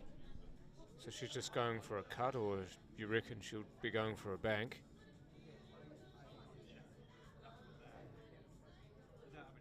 In the middle. Which middle? No, it's in the middle of both, the cut and the bank. Right, so I do know a fair amount about Josh's game because he plays in the same team as Jan and I on Tuesday nights. So Josh is by nature a very attacking type player. He's one of those take no backward step type players, so if it was there to finish, he would have at least tried to. This might actually help Katrina here. I suspect the 3 is too close to the rail though. Yeah, I don't think that 3 will scoot in off the 9. I think the 9's just deep enough into the pocket. You might get the 9 out of the pocket. Well, it's too close to the pocket, isn't it? If it's further away, then the 3 goes in off it. Yeah, it's just sitting like over Exactly. over half. Or just on half, which is enough. I say this quite a lot too when we get to these games in the maiden flight. Do not discount or rubbish these players because yes, they lost in their first match that they played to be here, but you've still got a fairly good field to get through to get to this point. We got all of the people that made the mainer all like quite handy, like on any day could perform. I mean, you don't just qualify through section play by playing average pole. Mm-hmm. Well, we tried to play the plant and didn't quite get 12 there. Not He a almost- bad leave though. He almost planted the 15 onto the 9 as well. But also as well, and I think this is what bit me earlier today, you lose your first game, it doesn't matter which circumstances under which you lose that game, you feel a bit deflated. Like your tournament, as far as winning the whole thing, is over. But with the advent of the flight, you do have another chance to at least recoup something. But often what happens is that you can feel a bit... Oh, she's moving it to do that now. Yeah. You can actually feel deflated to the point where you almost don't want to play in the flight. I know that that's how I kind of felt. Josh is going to bank this past the 1 back over to the corner. Oh, no. Nah, no. big hole. Found it. Just kick it out. Okay. You found that big gap between. But I know that's what happened to me though, Jan, is that I felt quite almost like my heart wasn't in it. I know it's a strange thing to say as a competitive pool player. It's really interesting because I played my first game and probably out of the whole week played my best game that game this morning, and you know was feeling like I was getting some momentum, and then just didn't cross the line when it come to the second game, and then as opposed to you, I was done. Because you'd already played a match, so you couldn't get into the flight. Yeah. So I guess I was probably feeling more stink than you because you were still had some games to go and some blood, but I was done. No, I'd beg to differ. I felt stink because I felt like I should have done better than I did. I guess when you qualified and you went straight through to the 64 and then losing, I guess that's why. Like you did so well. Well, it hurts because you wanted to go far, especially because I feel like I've been playing really well. Then you kind of don't justify how well you've been playing. Jesus in which case you lose your first game, and then you feel like it's a whole waste of a tournament. I know it sounds horrible, but that's honestly how I felt at the time.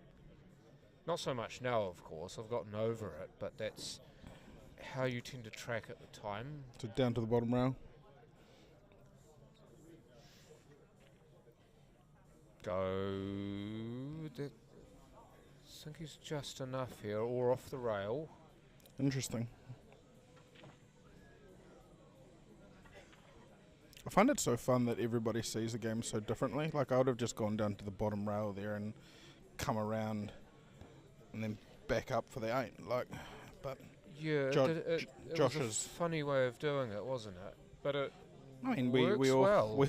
we all, Josh, I guess after watching Josh play so much on Tuesdays, I know that he really likes to screw the ball quite a lot, so I shouldn't have really thought that he was going to just play that through, to be honest. And also he takes some unorthodox routes to finishes. Mhm. He gets the finish more often than not, which is credit to him, but you wouldn't see that the route that he'd take if you were to remap it after he's done it and say, oh, that's exactly what I would have done. So your one frame apiece is the score. We don't have No the live score at the moment, but we can tell you what the score is. We're trying our best to remember the score at least. Yeah, it must be 4-4 between Danny and Brendan Ing, because, yeah, I mean, they shook hands, and by the looks of it, the game is over, and Brendan Ing is moving on to the semis. Big high five between the boys. 5-4 over Danny Bowen. Daniel looked so good in the few matches that I watched him. He was just queuing the ball. He was down by 3 frames, and I think it was 3 rounds ago. Well, he's won the South Islands at least once that I can remember. So, and recently too. I think it was 19 or 20. 2022. Or was it 22? 2022, yeah. At Hornby, he yep. beat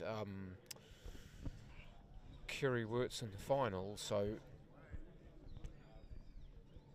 as many as you can fit into a booth, Sarah. And I know you'll have some skin in this since Jan's with me. What are we doing? Sarah Davidson just made a comment.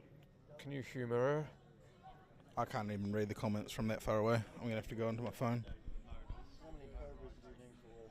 It's a snake pit. Exactly. There's 5 of us. We can get us all in here. If you're not a snake, you'll get bitten. Where did they decide to play this event next year? I believe at Richmond. Richmond, and then I believe, I don't know if this is confirmed, but it was Kashmir the year after. That's what I heard. I'm not sure if that's confirmed or not, so don't hold me to that, but I believe Christchurch is the next 2. Oh, so Kashmir or Gore. Okay, so Kashmir and Gore have emerged as interested parties for the 2026 event. 2025, I think, is all but confirmed as Richmond. I think that was decided last year. Yeah, they usually decide 2 years in advance. Now, Gore has held this event recently, was 2019, when Adam Lilly beat Simon Singleton in the final. But, of course, they've held a tournament recently that I was a part of, and I can confirm that I can say that Gore would be a really good place to host it, because I think they offer that southern hospitality like Invercargill do, but also they've got a really good setup at their club.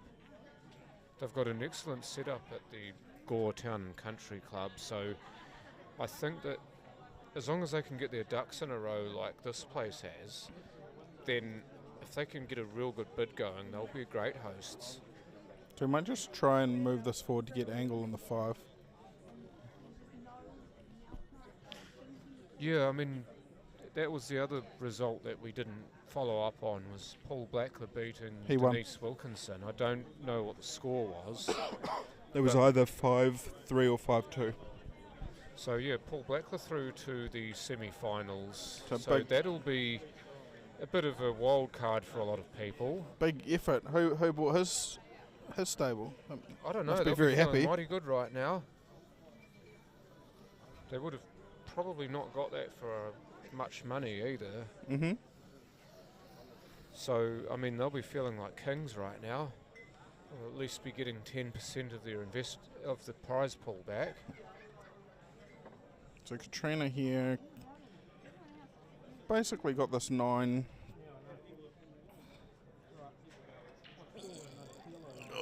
Sits over the bin. Probably not a bad place for it, to be fair, with the black there.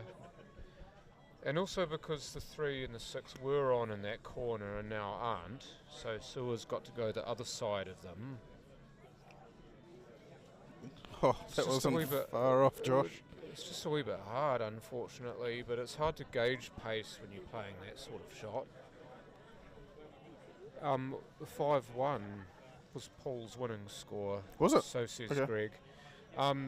Yes, Sarah, Larissa Devine also, thank you all for watching. My future pairs pool partner for the Kashmir mixed doubles, Scotch pairs, should I say?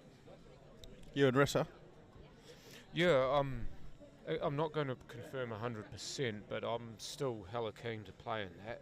I just Invites out there, Rissa. You can let us know in invited chat. me first. I'd like to put my 2 main semis, please. John's keen. We're going to go on Let him know. 11 and 12. So going to 11. Interesting shot this, because of where the 10 is, the 10's stuck on the 4 just inside the D there. Using that well to his advantage to. Oh, that's a good out. She's unfortunate that she's kissed it into the 7, but that was a good way of using what was on the table there from Sua, because that 2 now should fit in behind the 11, and Katrina will know that. So Do you take it now? You can't leave them a pot. You just can't leave them a pot. Leave it on the rail. well, this is not easy. So we'll take the 7, I surely. think he'll, yeah. If he can cut the 7 back towards that corner pocket, then he'll take it. At least he'll take it as much as he can to at least get a block on the 14. Or he just covers it. Just covered it. Could be a snooker here though. Just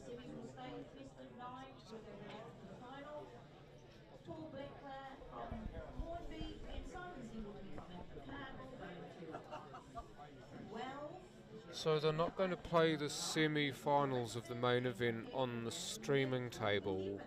But we might be able to pan to it once Josh and Katrina have finished here. So Might be a bit controversial, but anyway, trust in what Karen's doing. she just didn't want them to play on this table before the final. Ah, I get you. No, that's fair enough, because one of them will be playing on this table again, so I suppose if you keep it 100 for both people. I think as well, when you get to this far in an event, I mean, A, it shouldn't matter, but B,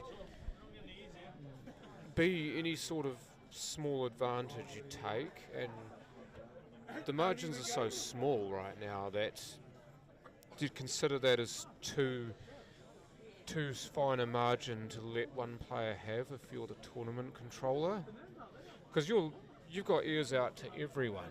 If you're on tournament control, everyone's wanting to put their 2 cents in.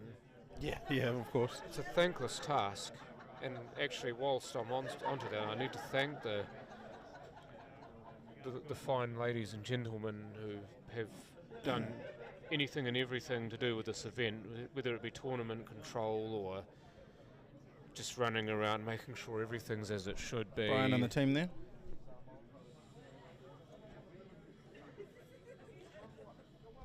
All doing an awesome job. So well done, Brian and everybody here. Yeah, exactly. Brian Stewart, as basically the representative, or the pool playing representative for the Invercargill Workingmen's Club. Been running around like a mad hen the whole time. So Exactly. yeah, it's been awesome. Exactly. That rail tracks in. Unfortunately, that might well have worked against him there. I think Or her, Sewer. sorry. I think Sewer just promoted the black that way because he's not too unhappy with the double on the 6 behind the 11. Yeah, well, the black's out and the 6 is potable because the black was no good where it was. But Yeah. now Yeah. you see him there lining it up, so you've called that bang on the head. Just needs to get to it now. Yep. Make that his last ball too. I think there's always that case in this part of a game that you leave that shot for last, even though it's a big shot and it's the one that you are most likely to miss or make a mistake on. You leave that for last. It's pocket weight here. Oh, wiped its feet, but you're all right. So you might come in and out above like this. Weird bulk would be if this were the bulk end like of the just past the table, black yeah. spot. Anywhere past the black spot. So we'll try our best again to give you score updates where we can on the main semi-finals. Mm-hmm. The final will most definitely be on this table though, that I can assure you. I wonder if he Reverse doubles double? it back into the Yeah. middle pocket Now now. you just gone middle. Yeah, that's what I'd be doing. You just got to watch your cue ball. He's still measuring backwards. Triple past the 8 for position. Because the cue ball isn't going to be moving towards that top rail as much. Because the cue ball going towards the top rail for the double would be not ideal, especially with the 11 still being there.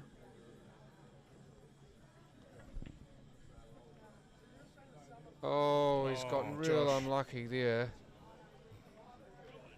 Oh, here's a wild card idea. Would you put the 8 onto the 9 here? Take the 8 as a free ball, put it onto the 9, get nice and snug on the 11. You just pot the 11 and then come off the cushion from the 9. So Katrina must have heard me. She's in the John Thorncock playbook. There's a lot of merit for this. She's just got to control where the black goes. That's fine. That's all good. Now she's just got to make a pot here. It's nice weight here. It'll just come nice up and down. That'll do just nicely. This for 2-1 ahead, and she got it. I wasn't going to say that, but like you don't want to pot the black there because it'll go back up on the spot and be in the way again. We've already seen that once today. We didn't need it twice. Well, that's true, yeah. I mean, Shannon did it in the last game we showed. Thank you, Larissa. So, Question. yeah, 2 frames to 1, Katrina currently leads Josh in this match. Tommy Cook, by the way, is just messaging Jan about Paul's progress. Paul Blackler and Tom Cook played together in the pairs, just so you know. Just giving him updates. Obviously, he hasn't been looking at the stat sheet. Google Docs, Yeah. yeah.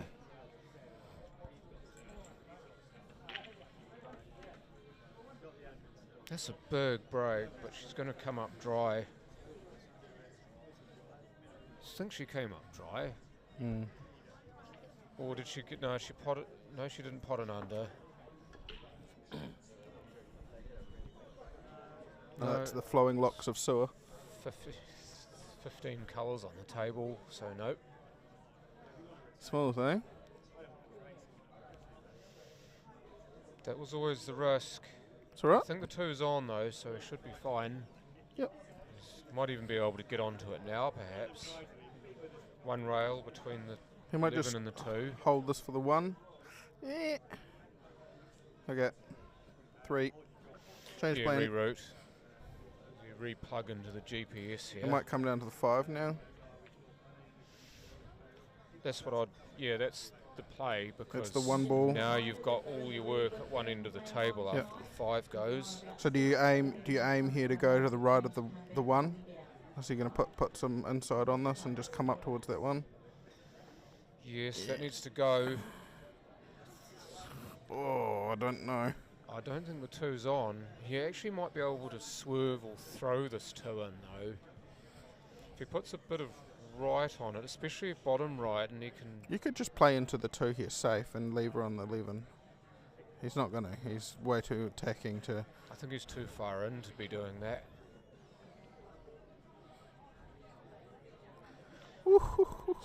Still difficult. Unfortunately, it do Does be that like one go that when past you're the out 8? of pos. Does that 1 go past the 8? It might do, you know. We don't He have the he side view at hasn't- the moment, but he- it may well He do. hasn't been going around to look at the... Yeah, so this is going to come 2 rails back up onto the top rail there. For the 4 back to where the white is. Either that or he saw that himself and he's thinking about it. No, he's going No, to cutting back cut it.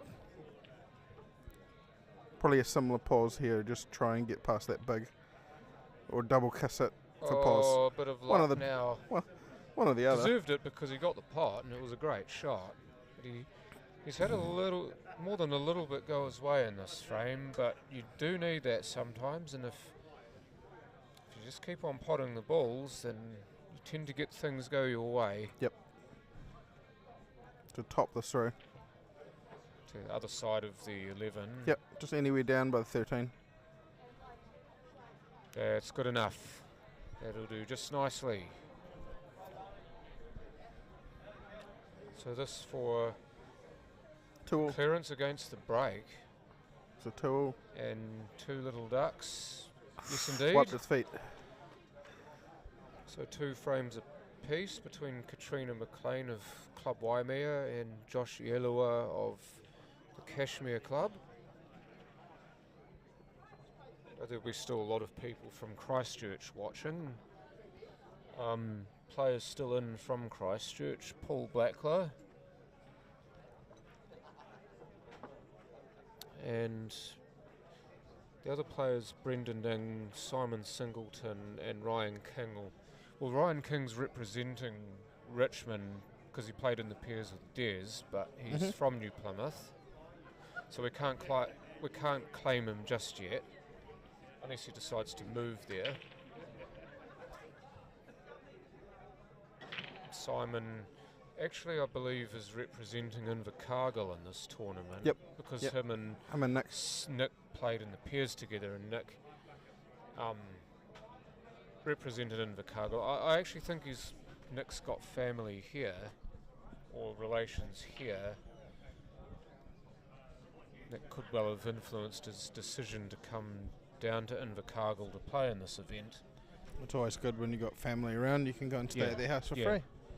I mean, I know that Marianne Edwards told me, for example, that she was born here and still has family living here. So it's a bit easier for her to come here because she's got people she knows. Because I know that she's a comfort creature type person, so some people find it difficult when they're away from home or away from their normal surroundings. So having something that is akin to home is very helpful. I guess hotel life for a week's not like the most glamorous lifestyle. Yeah, I mean it's different to what you normally be doing. Is JoJo still going? No. She lost to Des Wilcox. Des Wilcox put her out 16? in the last 16. Yeah, I think it was 16. So the farthest So you see in the reaching female was Denise Wilkinson, who went down to Ryan King. went. Was it right? No, she did not. She went Oh. down to Paul Blackler, Paul Blackler, in yep. the last 8. 5-1. You've got to think though that if any of, in particular JoJo, Denise or Camellia were to keep playing in this event, I know JoJo will, but whether Mia and Denise keep playing in this event, you've got to think that there is a chance that one of them will win this. Time will come until they do win one, right? Well, yeah, I mean, the open event I'm talking about. Yep. Haven't had a female open winner yet, and I think those are your 3 girls for me the most likely players to do it, most likely female players to do it. So is that in North, South or Nationals? There hasn't been an open female winner? No, Mia's, I think, got to the quarters twice that I can remember, but we haven't had a female winner of the Open Nationals yet. But again, you would think that it's coming. It's just how long in the future it's coming. I'm just going to quickly nip off and grab a drink. Yep. I'm going to put my mic as far away from you as possible so we don't get feedback.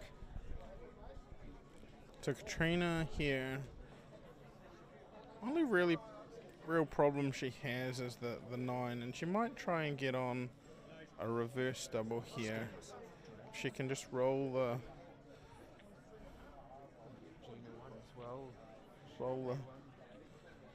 14 in and get Angle to come back across. Unless she can cut the 10. It's very hard to tell from here.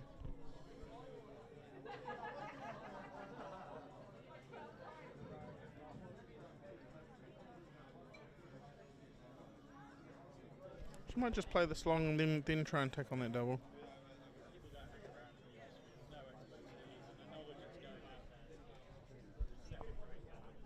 So Sua, what have you got? What's your answer?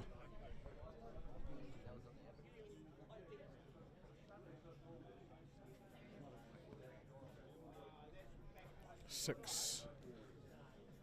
It's just how do we get onto the 3-4? How do we bust them out of there?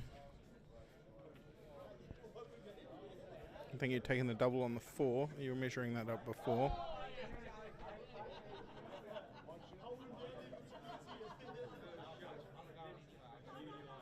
If it's tight enough on the rail, he could play the 3 and bust the 9 out over the 7.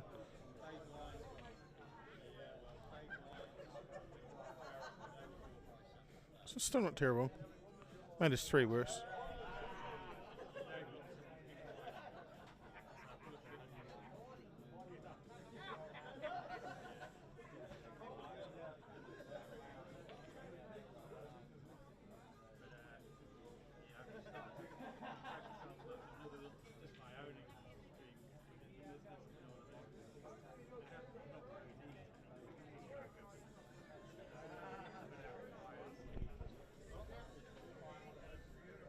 Playing safe there.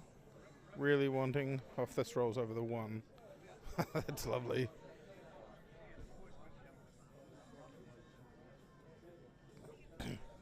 Josh can still see the 3 though, so.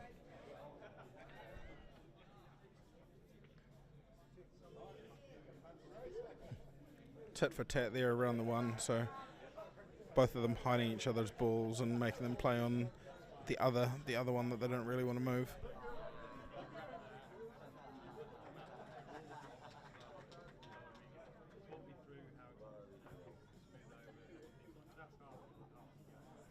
So Katrina doesn't really have an angle here to work this. So she's just rolling up over it to make that impossible.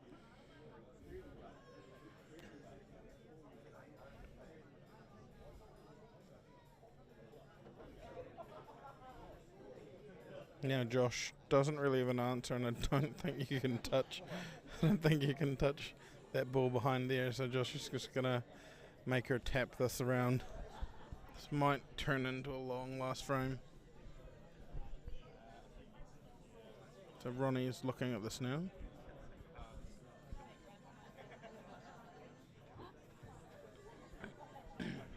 What Katrina will be doing is probably trying to roll this up over between the 8 and the 1.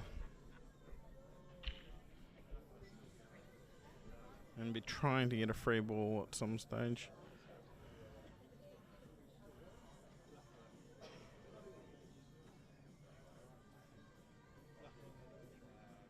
Yeah, that's going to make this tough. So it's just going to tap this. Now she's going to be really stuck.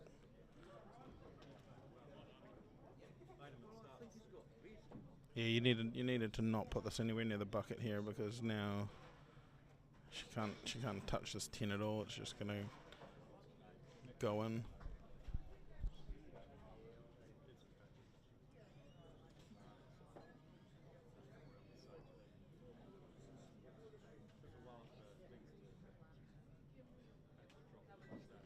So in this instance, you would have been better off to put the 10 round the 1 or the 8 and then be trying to force Soa into giving you a free ball by playing a good safety.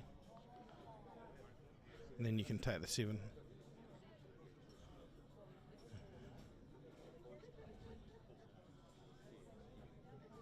Yep, that's good.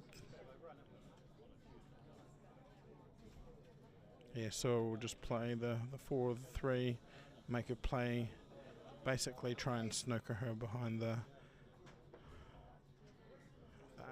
8. She'll get snookered behind the 8 at some stage.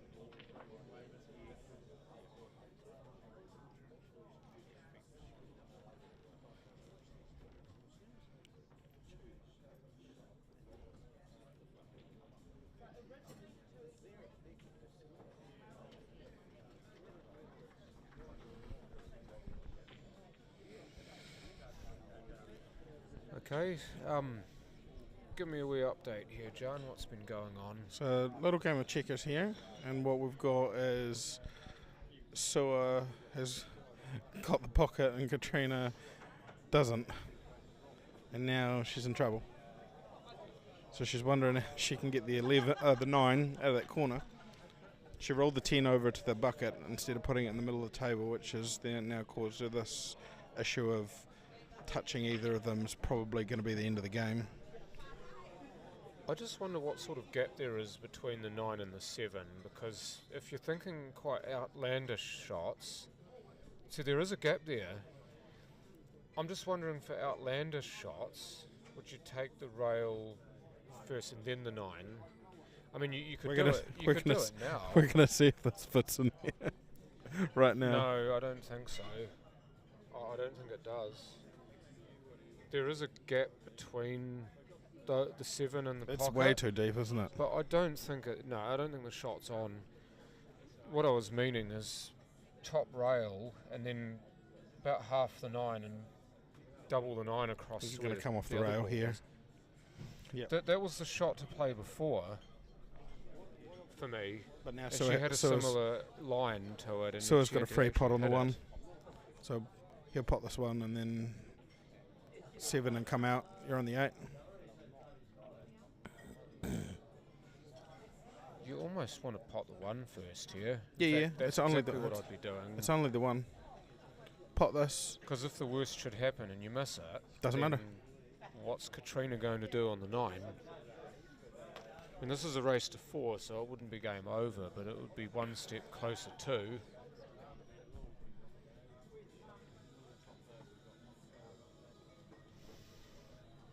Well, at the same she's got time, a chance.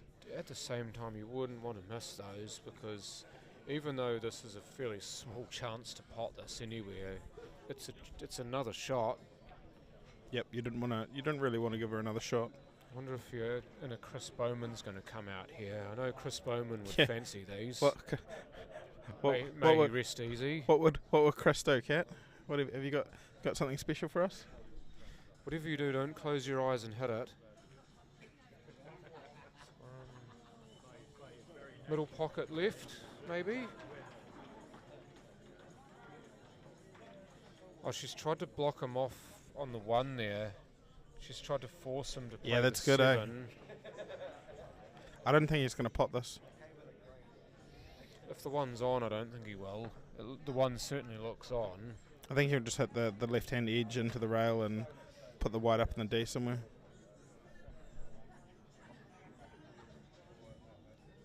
Well, it does pose a question, though. Either way you go, you've got the 9 and the 8 as potential blocking balls. So I say that, it looks like he's lining up to give this a great big. That needs to keep going. I think he can just see the edge of it. I think he's okay. Looks fairly close to the pocket, so as long as he can see a little edge of it, he's fine. It's referee Ronnie there, just pouring over this. Coming up to the frame, just making sure that the 9's not touched, so it's a good shot. Oh, like a surgeon.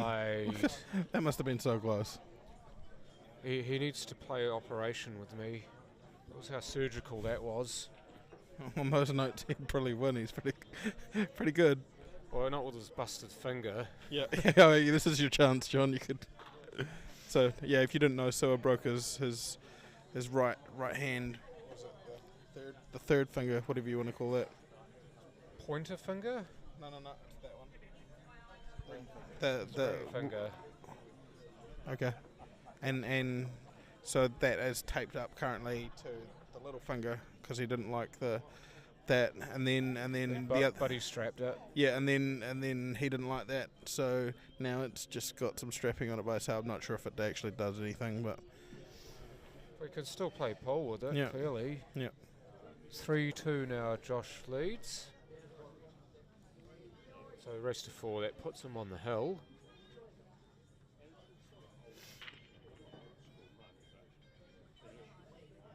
Oh yes, there you go. Messenger finds the hole. Broke dry the last time I saw her break. This time so big Gets dressing one. up nice here, but it's really the 14-11 there on the rail that is not exciting. What are you snickering about, Sarah? It's not that damn funny. Just, yeah. Actually, I'll be going the unders if you can see a good Yeah, one. if the two's See on, the I don't know. two, play it.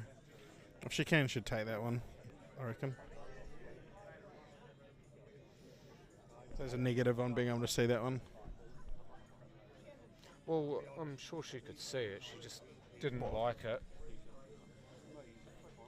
I think the 12's on here into the middle pocket left here, Jan. So maybe that's what she'll be playing for now, and she might be able to move that 15 so it's on. I think that was either that idea or play for the 9, one of the two, but she's missed by some distance. So now Sua's got a chance to get 6-1. into these. 6-1, and he might try and get pause off the 1 to nip that 3 back through those bigs, not touch him. Yeah, I think the 1, that's the better way to play it too, because He might you've roll got through. the 4 right next to it if yeah. you don't get on the 3 or you don't get pause on anything He else. might go like 4-3, but I'm not sure if that's the best way. Oh, he's going to go everything killed here. Watch this. I was about to say there's millions killed, but he didn't move that much.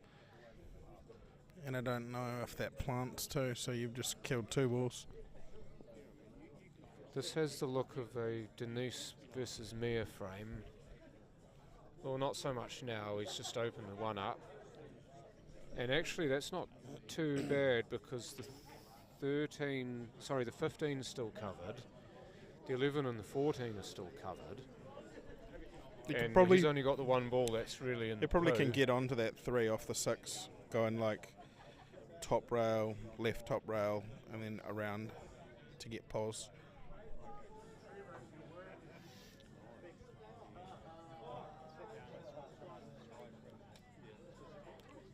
Missed the pot, but I tell you what, if you're going It's to a good pick result. places on the cue table to leave the cue ball, that would be top of your list. As you said, result now. What are you doing here, Going Josh? to be wanting here. Would you? Okay, no, so that plant's on. he- I'm looking 11-14. I think it's on. So I don't think you would entertain opening the 3 up here unless you're looking for safety off the cue ball. Because that plant's on, I think you'll be looking to try and park the cue ball somewhere here off this shot. free ball. Yeah, what are you going to do with it though? You're basically kissing its bum. You're basically married to the ball. You've got no real play here. Yeah. The 6 you might be able to move the 6, but that's. What's Sue going to do though? She puts him back in. What's he going to do? If you can see the 6, you can double it. He can't see this. I don't think he can. And even if he could double it, I'd say let him have it. It's a risky shot, and you're most likely going to leave Katrina back on something. I'd ask him to play this again. I don't like this. You don't need to move them. just... Yeah, see, I think she's just opened this up for him. I reckon she had to leave it there, or she had to make him play it. Do you think Katrina knows how attacking Josh actually plays? I don't think she knows much about him, to be honest, and she's soon going to find out. You give him an open frame She's like going this. she's going to F around and find out. Yeah, you leave him an open frame like this. He's gonna have a dig now, 100%. Oh, most definitely. There's a guy on the bottom rail coming around for the 2. If he can hold for the 1, but Wait, no, I was about to say wait for it, but the 15 got in the road. So it's one of those few times where he doesn't get off. what she dared and he didn't win. So what She'd is? be the one who dares and wins. Yeah. You gonna bump the 3? Yeah, I'd be looking for a full wall bump on this. She's actually done well to find the gap, but that's made it awkward. It's made it a lot harder. It has, because she's now playing either 12 or 14, but they're both quite fine carts. Yep. And of course, either way you go, you're risking losing your cue ball. She gonna Dave Moon, man. is she gonna cut this 12? Like what's the? Well, I think the 12's the easier ball. That's what she's Yep. probably why she's taken She it. might even move or get on to the 13 here, depending on. Yep. Not Maybe terrible. No, that's actually maybe an outside chance here, because I don't know whether the 5 is visible to Sewer. If it's not, then it's a little bit lucky. Maybe. There might be a slight edge. I don't know if that factored into the shot that Katrina played. I think she was only looking at the pot and not thinking about the cue ball too much. Mm-hmm. I think either way she played it, she was kind of sacrificing the cue ball, so to speak. To cut to the middle. Ronnie. Scores if possible for the 2 semis. The main semis. Yep. Thank you. Let's just ask Ronnie Simons. Oh, come Oh. on. Oh, I thought that was in. I just asked Ronnie Simons to get some score updates for me. I think, don't quote me, but I think Dave's out. I don't think he progressed to at least not to the final anyway, of the plate. Because he didn't qualify. He missed out by, I think, 0.01 points. Ooh. That's a bad miss. That frame was just begging for someone to finish it, and that someone could very well be Sewer now. What way are you going to go here, Josh? Simon's 1-all, and Ryan is 4-3. So Ryan's on the hill. Wow, and 1-all on the other table. Wow, okay. Cool. Contrasting scores in your 2 main semi-finals. Simon and Brendan, is it? No, it's not. They're on opposite sides of Simon the and draw. Paul? Simon and Paul, 1 each. Brendan versus Ryan, however, 4-3 to I think Ryan's ahead by 4-3, yep. by what Ronnie was saying. So it looks like Paul's. There's been a bit of games that were quite close or tight or niggly, and I think Niggly suits Paul more than Simon somehow. Yep. I think Paul will be playing just to try and keep him in his cage, not let him have the opportunity at an raw. open table. Unless that same table is open for Paul, in which case he'll most likely want to have a dip himself. But other than that, he'll want to keep the game as tight as possible. what we have here, Katrina. Yeah, that must cut to the middle, but then you got that 11's tight. The 11 will cut in the middle, but Not off this though. It's not an easy shot. Not off this, because you're coming like I think you'd have to one, two, three. Oh, she just made it worse. Yeah, that's made it harder. Maybe she could double it past the black into the pocket top right. Maybe play a Chris Bowman type shot and play it top right, or even just try to slide it into the middle pocket on the angle. It's really tough, but it is doable. And if she can do that, then she's at least got some semblance of a shot at the black. Do you just try and, like, I don't know. I think you actually have to go pot for the ball and then worry about the black. You have to go for the bottom right. Going for the middle. Well, now she's just throwing it back to Sewer. I don't think Sewer's going to give her that side of the table until he takes the 6 and is on the black. Yeah, no, I wouldn't either if I were in his position. The 5, whether it passes the 2 is one question. I would say no on this lock. It'll be 2-3. He'll go 2-3 and then come back up table towards us. Yeah, that one's awkward from here, so if you can get a better shot on it, then do it.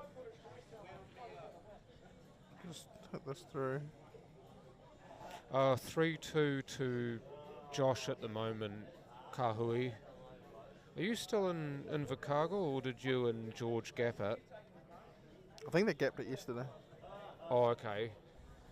Alright, it's go time. Oh, that's beautiful. Had eyes for only one ball there, and it was the one ball, and pretty much bang on it. Just going to go one rail across to put the 5 in the same side centre. Beautiful, right where he was measuring up there. Just a wee run through. You'd imagine just a wee run through anyway, and leave yourself just off angle for the 3. Yep. Don't try to do too much and get Well, too straight on the 3. He's going to pull this and go for the bottom right now that we say that. Controlled that well, so this just needs to be a stun, and you've got much the same shot on the black. If you were going to summarise Sewer's pool play in 3 shots, I think these will all just be little stop shots. And here we go.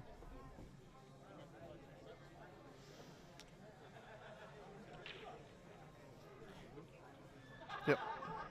Indeed, Hokitika. Rest in peace, Chris Bowman. Paul lives on, however, with your partner Katrina. And I guess all of the times that he chatted to everybody and played in tournaments and all of the different memories, you know, everybody still, I guess, he's still a part of all of our memories. Oh, so exactly. He's still alive within the game, even if his earthly body is departed, his essence still lives on, right? Yeah, I remember having a big chat to him, and I can't remember what the tournament was that he went to prior in Christchurch, but was it the early bird or something earlier this year? Yeah, just on before you say anything about that, 4 each between Ryan King and Brendan Ing. So yeah, so if you, I mean, who was it that predicted that it would go 5-4? Someone on our group chat, John, for the Cobras predicted 5-4. They're going to be dead right. Hold on.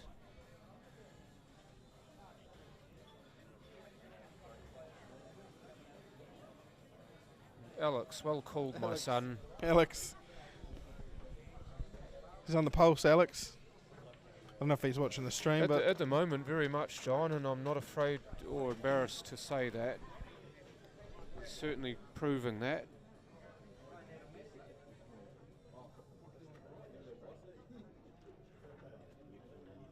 Yeah. cool. I don't know if I think BJ said he was going to come in to commentate the last game with you, so I don't know if I'll be back Okay. in. Yeah, Brett DeFaria, for the people who don't know, also does a mean job on commentary.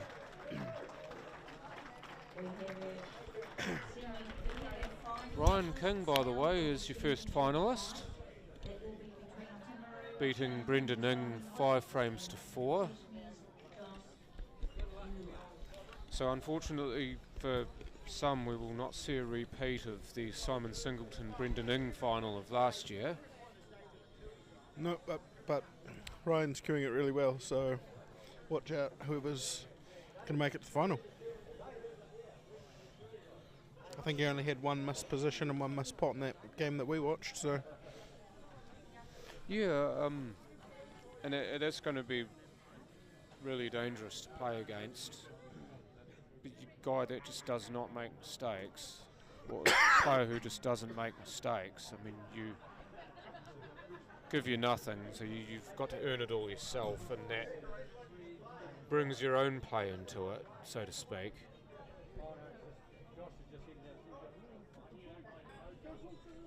So I guess we've just got that one Paul Blackler table over in the corner with Simon to go, and then the main flight has one game left with Just Josh. Final, I believe. Yep. So Josh Ielua versus I'm not actually sure who the other player is in that fight who's gotten through. But I mean that game three won't games be of pool. streamed. It'll just be the final of the main event, I believe. 3 games of pool left for... Unless, of course, because the game between Simon and Paul is still fairly early, you do wonder if they may try to I squeeze. think they will. Because I do know that there will be no favouritism either way if they do that, because still none of the players in the main championship event will have recently played on this TV table. I think they'll play that final on the table to the right, which is table 10 in the picture at the moment. Yeah, I think that's why Ronnie was brushing it. That's what I'm picking, is he's brushed it because it's going to be the next table played on. I might go see if we can move that camera over to Paul's table. I'll come back. I think he's just stepped out though. So Ash has just stepped out, so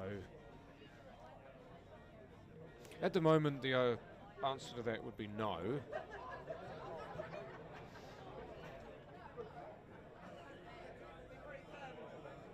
I see Frank Edwards is here as well, so hopefully the Edwards family are okay.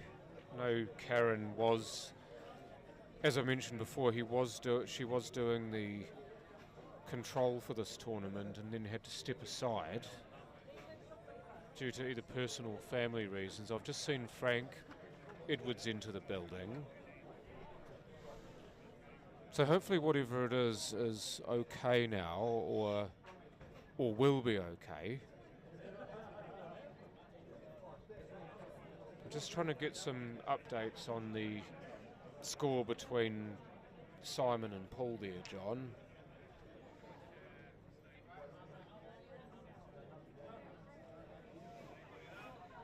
Right, so we'll get here's my co-commentator or co-conspirator walking across the screen now.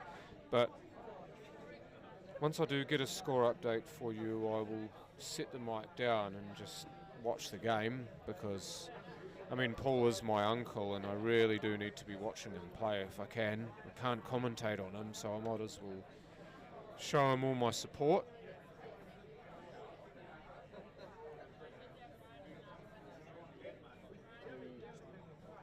Okay, so 3 frames to 1, Simon leads Paul at the moment. That's Simon Singleton, Paul Blackler. So Simon at this stage is odds on to make another final, but this time it will be against Ryan King and not Brendan Ing. That is if he does get up and win this game. Now, Paul's still fighting though, so don't count him out yet. So I'm going to set the mic down and I'll take a break. when I'm back, most likely will be for the final between Brian and either of those two players I just mentioned, so don't go anywhere too far or for too long. There will be pool coming up. Thank you to all of you for watching so far.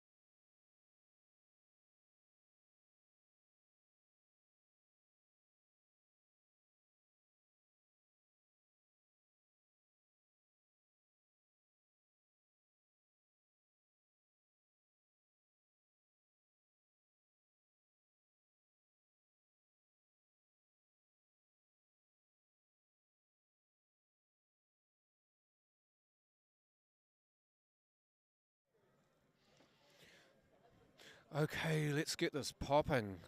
We've got a championship final on here. Ryan King, ex-New Plymouth, now Richmond, versus Simon Singleton, who is from Queenstown but representing Invercargill. This was a race to 6 or best of 11 match. And what say you, Brett DeFari, a dude sitting right next to me? Thanks, John. I say this will be a cracker. Simon's just got through an epic battle with Paul Blackler, which could have gone either way. And Ryan, although finished a bit earlier, likewise got out of a incredible match with Brendan Ing, 5-4. There was about eight clears, I think it was close to. Yeah, no, I think Brendan may have cleared off one of Ryan's dry breaks. So, but Ryan definitely broke and cleared 4 visits. It was supreme quality pool at its best. Anyway, sublime even. Simon establishing set here, first frame of the final. He must have really wanted the overs because, I mean, there was more than one under he could have played, but settled for the overs, but maybe they are by some measure the better set here. Yeah, otherwise he wouldn't have even bothered with the risk. Ryan was probably a little bit unlucky. Another good break from Ryan and just couldn't get a starter. Simon's tricky ball here, John, obviously the 15 just high side of the 7, and he's actually a little bit straight in, I think, on this 13 than he would have liked. Oh, but no, he's okay. He'll probably end up just having this track almost directly towards the black here. Well, I don't know, mate. I think he wants to look at opening up that 15 and 7 off this. He'll hold for the 10. Or play the 11, or get to the 11. Yeah. Because that will open that pocket up for the 15. That's right. You can come back around behind it. If that is the case, John, then it's just 2 rails out, 3 rails potentially out for the two rails out for the 15. Well, I mean, the other thing too about taking this shot now, he's hit that a bit. See, he's over hit it. He's all right. But he's still on it, as you say, and he had the 10 as well, still there. Yeah, he was never going to play the 10 now. It was all about getting on the 15. But if he didn't get a shot on the 15, he still had a ball he could have played. Yeah. One shot here and he's home for the first frame, you feel, and that is there. Yeah. Yeah. He's so good at using that wee squidge of inside English just to keep the cue ball on a leash there. It's one of the hallmarks of his game is his ability to just play those little shots just enough to get the ball in and to... Oh, he's missed it. Oh dear. That's a crazy miss. I was just bigging him up and he's just done that. Yeah, well, like I said, Ryan was a little bit unlucky not to be able to see a ball off the break, and Simon, and obviously error with the safety from Ryan allowed Simon to take bigs, and nearly a crucial mistake from Ryan early on with Simon nearly running that rack, but an unforced error from Simon early, John. Ryan's got an opportunity to steal this one. Well, steal would be the operative word. If he can nail the 6, I believe the 1 will go. And he can, and that's beautiful killing. Even does the 3 even go? I'd suggest no, but I think the 1's okay. The 1's definitely on. Actually, the 3's on, John. He's playing the 3 here. Yep. Okay. Used a fairly big pocket there. The great thing about this, John, is if he gets on the 2 off this 1, which I'm sure he will, he can play the 5 off the 10 to the middle. I feel like he can. I mean, he's got options because he's off angle. He can play to go behind the 5 and put it in the corner and take the lesser risk of the 2. I don't like this. What's he doing? He's playing the 7. He wants to kiss it. Oh, well, that's perfect. Kiss. Oh, woo. If that's married to it, could be trouble. Yeah. So might need the side view here, Ash. Don't think it's going to go, and that's why I said, John, like if he just played the 2 up to the corner, he could have just run the 5 in off the 10 into the middle and finished with the 7. We wild card. I know he's not playing it, but I was thinking the double in off the 3. Maybe it does go. Well, Brett. the reality is here, John. If he's just got to make sure that he just it's almost it must be on, just a little tickle. Oh, it's on easy. That's the best part about that. It's so close to the hole and the black's right there. You just have to pot it and you're good. You don't have to worry about pos. He's not missing this one, mate. First frame to the Rhino. All right, so he's on the charge. 1-0 Ryan King over I Simon like Singleton. that, John. I like that. Very good. I been here all day because I played like a doofus. I had personally had high hopes for this tournament, but I didn't play very well, and here I am. Yeah, you look like you were queuing pretty well the other day, but Not today. so many quality players here, John, and I'm sure you've probably given a bit of a shout out, but to some of the quarterfinalists had some outstanding. Paul played earlier in the day. Danny Bowen, just narrowly missing out to Brendan 5-4. Denise Wilkinson, what a tournament she had.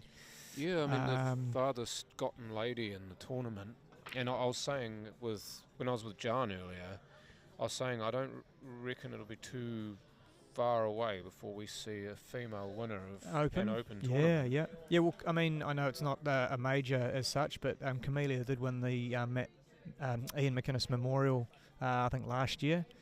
That's a massive field for that. Oh yeah, and that's a huge field. And she, by memory, she beat Healy, Matt, like Lincoln, all those kind of guys on the way through as well. Top So North Island guys. Yep, that's right. And Shannon Swain as well, quarterfinalist, I think.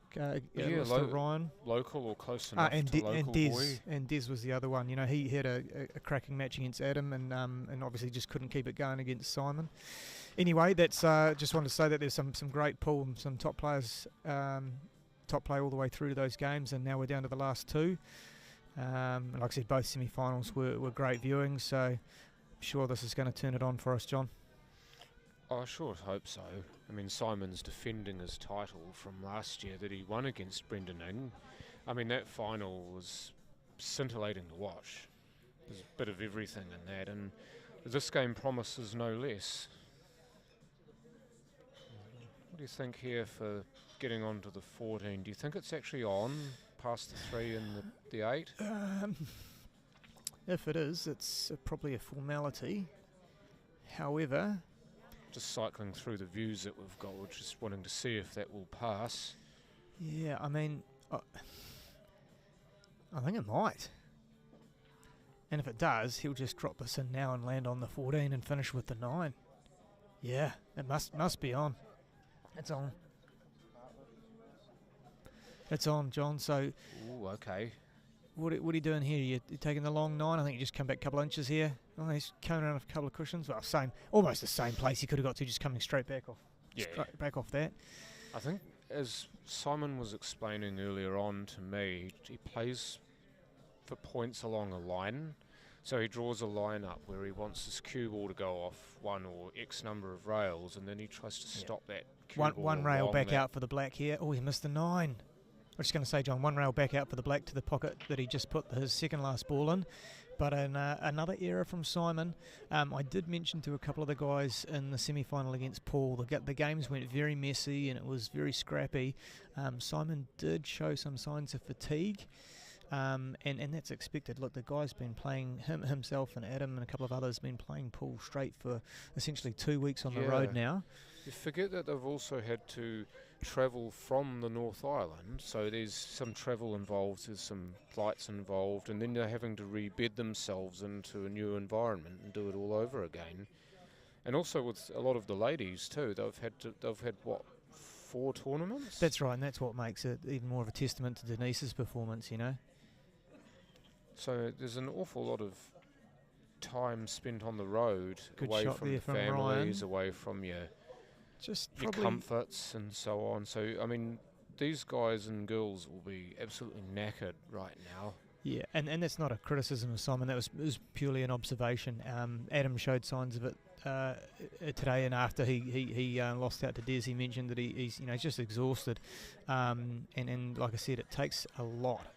Kiss needs that little kiss. Yeah, he just ran a little bit far, John, and so that just made that transition a little bit tricky. He's going to have to come with a shot now to keep this clearance alive. One ball to the corner pocket. I'm just thinking what you would do. He's played it well. Has he snuck around that? Not quite. Yeah, if he had, then you wonder whether there was an opportunity to either get the split or get a double on the 3.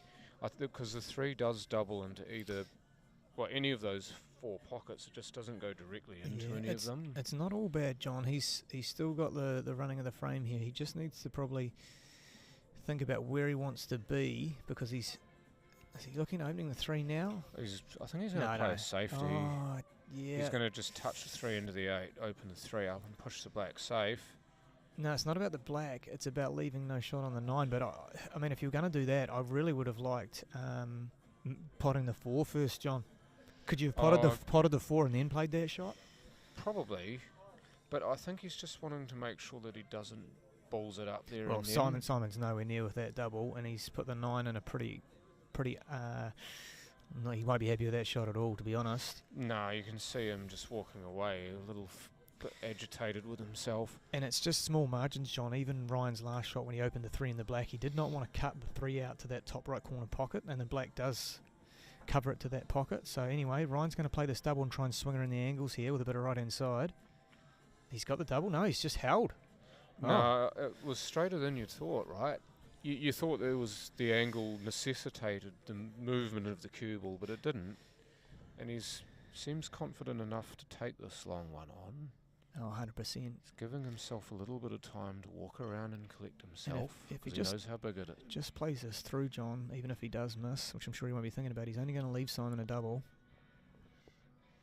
Is he out? He's out, but yeah. He's gotten a little bit of luck there. Yeah, just does double, but it is a double and not a straight shot. It's going to be double to leave a double again for Ryan if he misses. So let's see what. No, he'll be screwing back for the black in the same hole. He's got that's it. what he tried to do, but he's okay. He got the double, which is the most important part. It should be 1-1. So one just tickles in the middle pocket here. It's there, 1 each. So one mistake begets another, but both players having 1 each, so that's why the score is 1 each. In a nutshell, really. John, experience too. Simon's obviously been in and around Clubs New Zealand finals. Almost since he got here, right? He's been here for what, 12 or 13 years in New Zealand? Obviously, in the last few years, especially with commentated on a couple with yourself, that he's there or thereabouts, semi-final, final, and a lot of these tournaments. So he's going to be pretty used to this. But obviously, Ryan's first Clubs New Zealand championship final. He's obviously done well in the Super League and abroad. I thought he won a North Island title. Am I mistaken? Or am I looking at the wrong championship? I know he's won the North Island Super League title, but yeah, that's right. I thought he'd won a CNZ North Island title as well. No, I don't think so, mate. But look, I don't think it's just the environment, right? Like, big opener from Ryan, but has he covered that pocket? This should be okay. Yeah, I think at least this passes and sits there. If it doesn't go, then at least he's got that safety option if he wants to play it now. And I think playing it now wouldn't be a bad thing, because if he does pot it, he's at least on something, because he's got balls near there or thereabouts. If he doesn't pot it, then at least it sits over the bin. I think he's on. I think it's on, no problem. Yeah. So the 2 just becomes he's got the 5 and the 1 to deal with on the left-hand side of the table as we look. And the 2 ball is a little bit tricky now as well. The 5 does obviously pot to the middle. It's obviously developing the 1 just high side of the 11 there. He may want to get a better shot at it, or even get a shot on the 4 to give himself a better shot at it. Let's have a look. He's just screwed back. I think I like this, John, because if he runs this in now and develops the 1, he's going to land plumb on the 4. So don't take that out of the equation. Yeah. That's your kind of. Well, that was the plan. That was the plan, wasn't it? He's on the 4. Does the 1 go up the rail? I don't think it does. No, I think he's tightening the noose on himself here. I think he's giving himself a little bit of extra rope here, unfortunately, unless he can come with something, as you said before. Well, that was the problem with the 2 ball as well. He's going to have to try and double this over behind the 13. 13, yeah. Good call, BJ. Get out of the way! It was actually going into the 13, so... But that had a chance to stuff the 13 up, but it won't now because... It looked like it was heading into a full ball, so I don't think it's too bad an outcome, to be honest. Hasn't left Simon anything super actually. Easy here. I think... Simon's got to come with a shot on the 12 here to screw across for the 15. He screwed it across, but no, he's okay. He's That's about fine. okay. Yep. You think he'd back his touch here, or he'd go somewhere else. If he Yeah. doesn't like the angle, he'll just reroute. But the problem is that you don't have a lot of rerouting options here. You kind of almost it's either 15, 14 or bust here, and then if you play the 14, then what? Yeah, he did play for the 15, John, but he's definitely. I feel like he's going to be playing the 14 now. Well, he might call my bluff here, but he is I going to think play he the is, 15. he's just going to play safe, so he's Yeah, well, there you double go. bluffed. Interesting shot there. So what he's done is he's ensured that Ryan can't get to the 2-ball, John. That was the main, I guess, logic behind that shot, because obviously if Ryan could see that 2-ball, he could get that in behind the 13 and maybe take control of that top right pocket. If he can get to the 1, He can do the same thing. a can't lot he? harder, but yes, he can. I reckon if he can see enough of the 1, it's an easier shot, because he's got the big rail to work with and space behind the 13. If he plays this, if he's got enough sight of a sighter on this one, he's even an outside chance of finishing this frame. Yeah, It sounds silly. I but don't think that angle's there for the shot, John. Not to pot it anyway. Let's have a look. Oh no, maybe he couldn't even get to it. I tell you what, that's going to be curtains. Yeah, that was a bad error. What But was it? again, it was semi-forced because Simon actually came with a good safety and forced him into Ryan into try and do something Yeah, back. but I just wonder if he could get to that 1, then why was he trying to play that plant? But anyway, Couldn't is probably my answer, Yeah. or not to a point where he could put it in front of the 13. Simon 10-ball to the middle.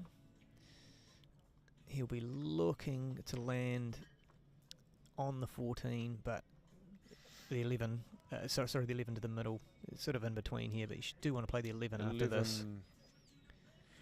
Oh no, he's going to play the 14. 14 screw back, 11, Yeah. and then the 15, because he'll want to be low on the 15 so that he ends up running naturally in for position Just on the coming- black. Oh, he's coming all the way back. See, a little bit. Okay. He's still okay. No, that's fine. If he gets similar sort of angle, if not straighter on the 11, which he can achieve, Yeah. he'll find some way to run rails. You're checking to get this, there. checking this up and playing a longer 11, or are you swinging around, John? Swinging around. Swinging it He's a around. little shorter pace. He's a little bit shorter pace, John. I think there was too much angle for the check. The check wouldn't have taken. He would have ended up Oh, it would have been down on near the bottom rail. would have been a lot longer 11 for sure, but he's just under hit that slightly, so he's got to come with one more shot, John. Is he playing through this, or looks like he's playing through this? It's there. He's just nudged the black towards the corner. Nice controlled shot from Singleton. That was the trick, though, wasn't it? Control it. Obviously the pot, yes, but make sure you get the 2-1. good bump.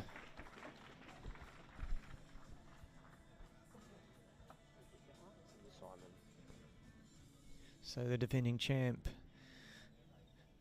takes the lead 2 frames to 1. Race to 6, best of 11 frames in the 2024 South Island Clubs New Zealand Singles Championship Final.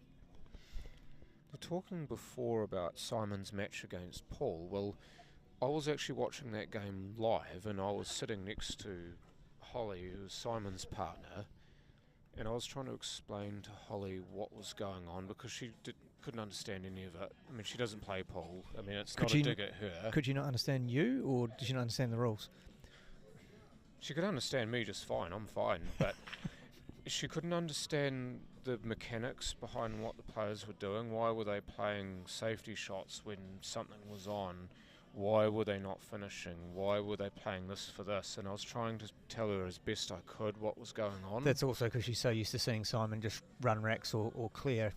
Exactly, which brings me to the other point, that Simon's been so used to having things his own way when he plays pool, and he makes things happen his own way because of how he plays, but when the game is tightened up on him, like Paul did incredibly well in my opinion, He gave Simon nothing easy. Simon had to grind and work for every frame, Good opener there from Ryan. Sorry, John.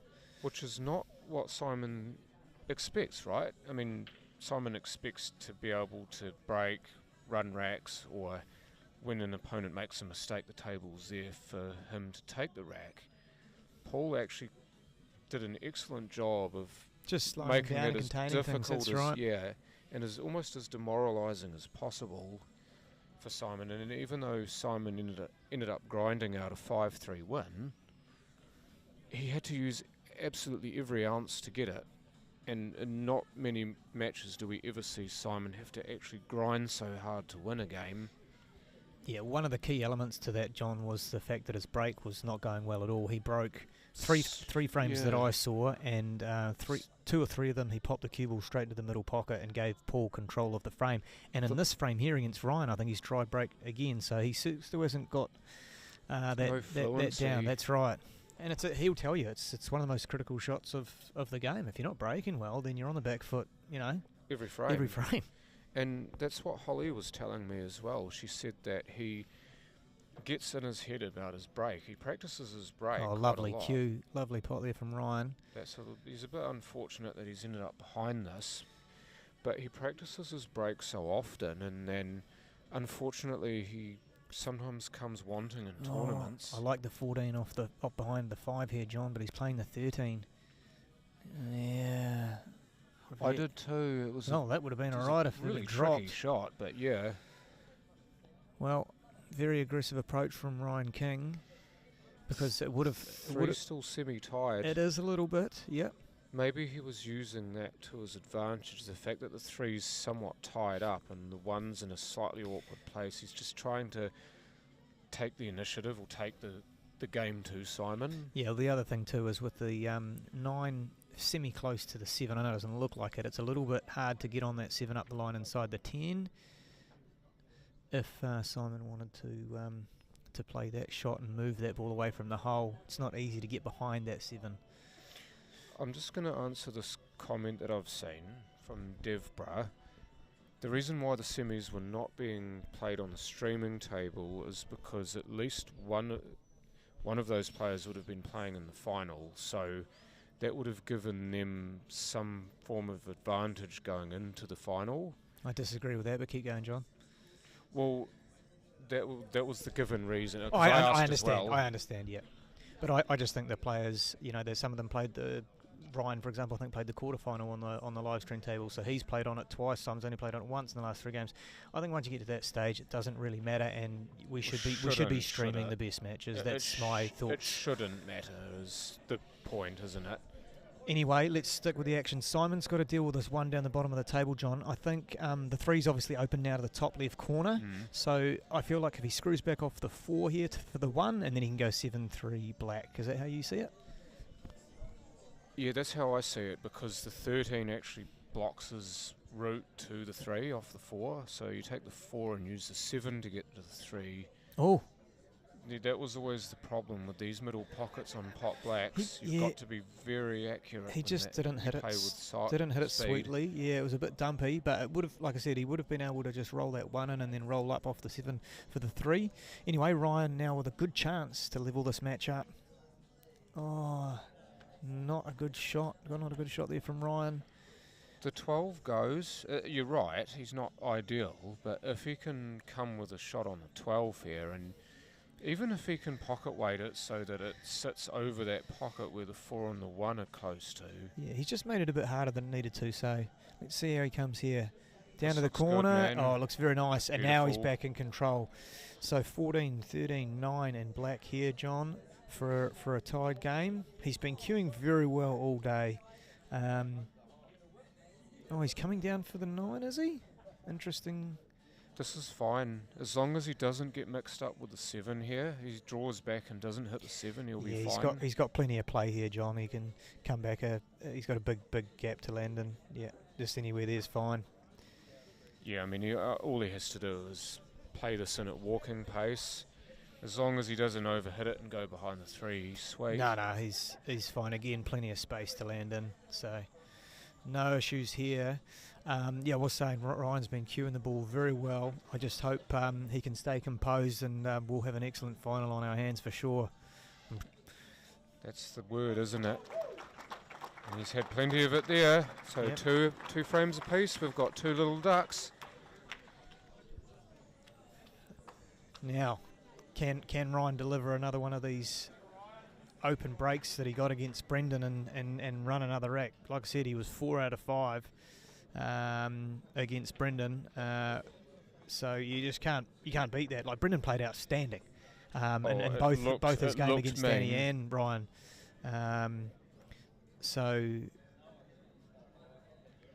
What's happening here? Simon's just questioning the rack. Maybe the 3 isn't on the... No, it wasn't. The 3 wasn't on the spot. It just looked like it was off angle, to be honest, on the camera. It just looked like it wasn't straight. So for me, it still looks like it's not on the spot. He needs to roll it back about half a ball, because by rule that apex ball has to be on the spot. that looks better. Because you can, if you rack forward of the spot, you can actually create better angles for balls to track into pockets. All right, what's his break like? Controlled the cue ball well. Has he got a ball? No dice, John. No. I was about to say before he broke that, and I would have jinxed it had I said it, that the break could be the biggest difference between the two players. I mean, 2 each, so it's evens, and you're essentially racing to 4. Ryan's break's been much better than Simon's. Obviously that break was an anomaly, but player who's basically nailing every break versus one whose break is haphazard. I mean, Simon's absolute class everywhere else, but his break's been wanting, and Ryan's has been very good. So could that be the only thing that separates them? It could come against Ryan here, though. It is, yeah. Like I said, he's been breaking so well, and as you can see, not getting a ball is costly. We mentioned how crucial the break is. Simon got a really, really good opportunity here to put his nose back in front. Just quickly, your opinions on this club, BJ? Oh, wonderful club, mate. Yeah, it's been an awesome week. One of the guys on the snooker committee, actually, I was talking to him this morning, and he sort of asked a few questions about the tournament and how it was all going. It's been brilliant. The first tournament, major tournament in a long time I can remember. We literally did not have to wait at any stage for anyone on a table close to you, because there's so much room around the tables. Now, that may not seem like much to some people, but to get all of these tables into a big venue like this and have it flowing like that, it makes all the difference. It's a massive area. And just looking around the room, how big this is, and as you say, if you've got an arena with a lot of space and you can get space around the tables, if you're in a flow and you're wanting to get on with it and get is the the 14 going to pop it? Oh, yeah, you're a little bit lucky there, John. But if you're in some sort of flow, you're wanting to move around the table and play, and you're having to wait for someone to get out your way, then you're potentially having that flow eaten into. That's right. And it could be those small things, especially in games at the back end of tournaments, that could knock you. I know it seems like really small and it should be insignificant, but every small thing matters at this level. It could be the reason why the decision was made to not have the semis on this table.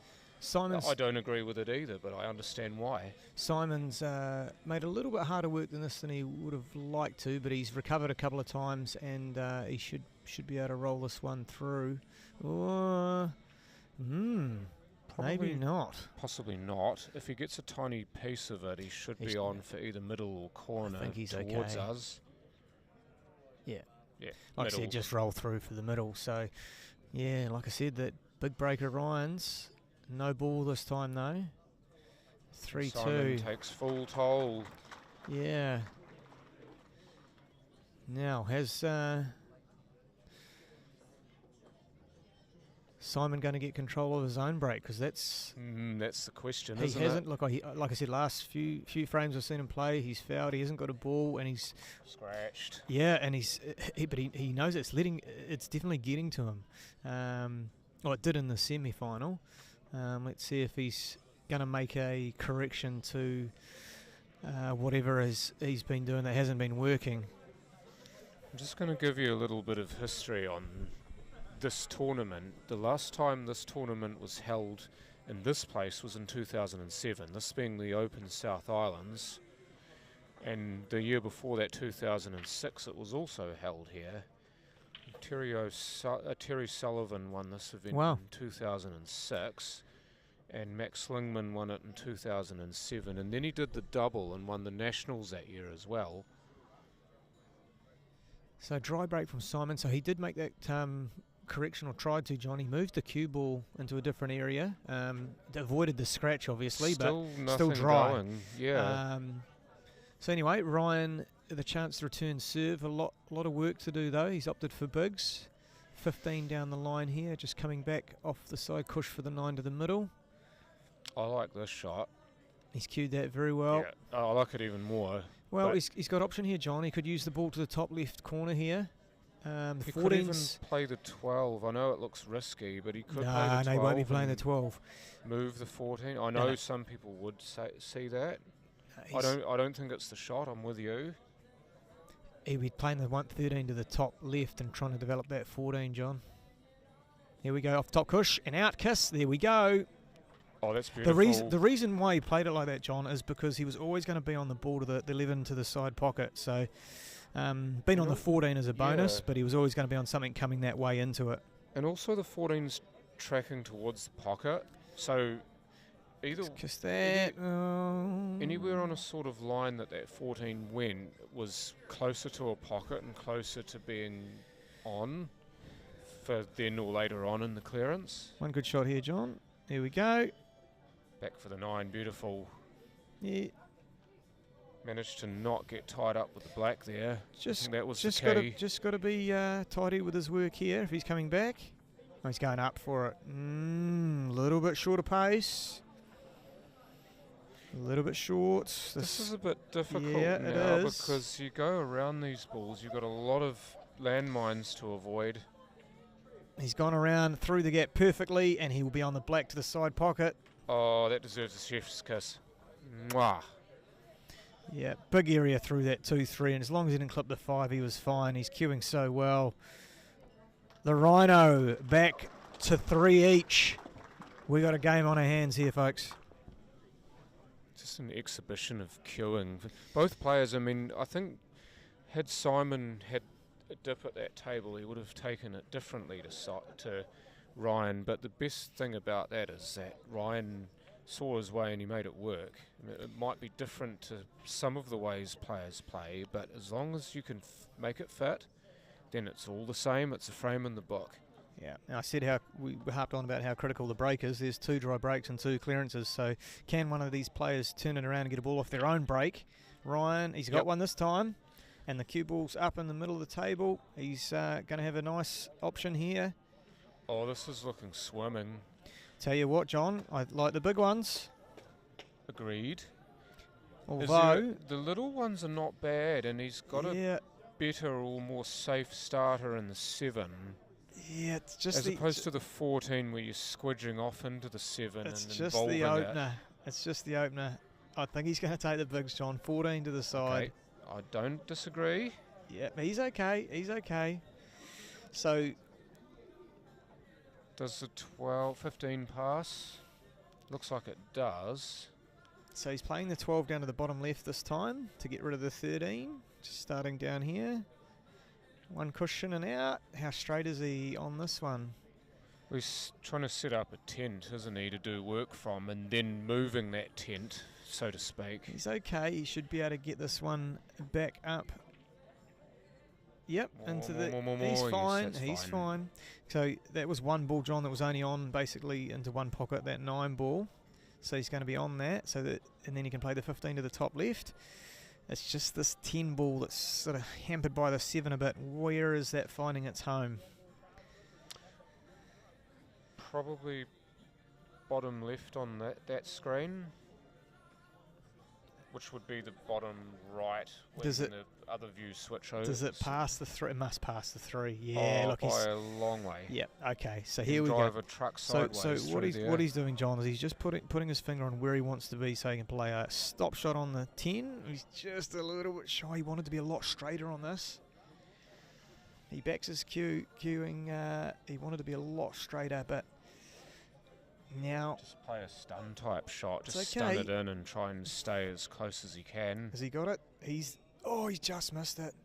He just was a little bit rough on that 10, John. He wanted to be another inch over. It would have made all the difference. Would have been a gimme for him. Well, I mean, that shot looked like a gimme, but I can tell you one thing, it's not. You're out of pause and you're having to play a shot more difficult with a crucial black right next to it. 1 inch made all the difference on that one. It all adds up, and sometimes it adds up to a miss. Simon now tables at his mercy here because Ryan's just freed everything up. Just want to run through on this. Yeah, look, he's not mucking around either because he knows it's cannon fodder. Just connect the dots here, John. Three now. If they're both on easily, I'd probably just take the 7. You just wonder whether he might take the 3 if it's readily on here, and then do the rest of his work down near the black spot end of the table there. No, I mean, you your take dance floor's the here, 7. isn't it? Take the 7. Yeah, and now you can just play 3. 5, sorry. 5 to the 3, and then Yeah. 2 for the 8. Okay. Yeah, I can go a variety of ways, but he's probably using this one to come down for the 3. Yeah. You see that little bit of side that he used, just enough to get nice and close to the 3. Gonna have to be careful of the line that the black and the And 2 that's are why I didn't on. mind taking the 2 before the 3, but he's fine. There's no issues here. Yeah. It's just See, it had off the top angle. rail and out to the black spot for the black in the middle. Nice and easy. That 3 had angle, but because he played that side so subtly, he actually threw the ball in and left the cue ball almost on that same sort of line.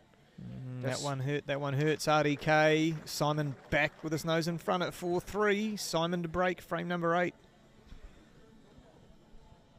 Tiny margins, right? You said an inch. It might have even been less than that. Could well have cost Ryan a frame there.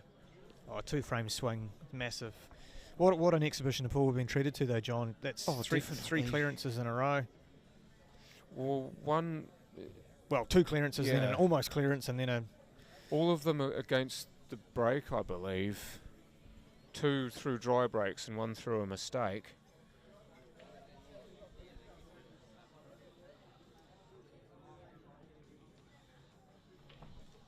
This is a massive frame in the context because if Simon can sort this out and win this frame, he gets himself on the hill. And then even though it's Ryan's break, because Ryan hit a dry break last time, he knows that the pressure is amplified and it's all on him. Oh, he's gone and that off scratch from again. Simon again. Wow. Nothing that he's doing with this break is working at all. Well, the saving grace here, John, is that it's not Christmas, not quite Christmas, but I'd I say think it's November though. it's Bigs for sure. The question is for me, at what stage do you try to get in to playing the 13 and the 10? Well, Now, if he rolls this 9 to the middle like this, he can. Oh my God, he's missed it. Wow. Error begets error. What I was going to say was, then you just play the 12 and you're on him and you're home. But you can't be missing that shot in a championship final because this is He was almost too lights out. complacent with it, wasn't Well, he? no, he was really trying to hold. He was trying to hold, and I don't think he really needed to because he could have just played up for, well, like Simon's done, played up for the 15 and come back around. Simon's a bit straight on this 15, but he's still got plenty of options here. Well, he does have the draw shot that he can use. Yeah, but he wants to get other side for the 10 and 13. But like I said, now he's got that 9 over the middle as well. He's playing with running side here. Oh, he's coming back, sorry. 'Cause he wants, what, the 14 next year to well, it has to be now, doesn't it? Well, no, I think he was trying to come right back for the 9. Yeah, but he's now forced himself, I think, into the 14. Yeah, well, this starts getting a little bit messier. Let's see what he can come with here. The 3 may come into play. Otherwise, he's got to really find a nice window. Yes, he's looking at that window between the 6 and the 5 to run the 9 and just float up. I just wonder if the 3 might be a better option to run into here. No, you can't run into that. Maybe curtains if you hit that ball. He's got to go round it through that gap between the 5 and 6. Yep, just like that. Now he can just chip that in and be up on those 2 balls. Well, the reason why I said that is because if he ran into that, then you'd still predict he'd be on the 9. Nah. Obviously, you're not sure. Nah, he wouldn't have been on it, mate. I tell you what, he's plumb now, though. 2 mistakes from Ryan. It's going to be 2 counter clearances from Singy here to take a 5-3 lead. I can't see anything else going awry here. Should be able to get into this 13 enough to get back on the rail for the 10 in the same pocket. Yep, He's that's right. straight enough on this that he can get under it enough so he doesn't hit the 10, doesn't stuff it up. That's what you would think anyway, just looking at this. Yeah, I think he's fine. I think he's going to have options for the 10 as well. So, okay, John. He's dear. Yeah, I'm not sure about that. I was with you. I didn't see the issue there, but maybe we didn't quite have the right vantage point. Well, this is big, John, because what was looking like a 5-3 lead is now in the balance. This is very, very tricky. And is Simon even going to try and take this on, or is he going to come with a defensive shot and say, "Hang on a minute, I've made my error. I need to button off here."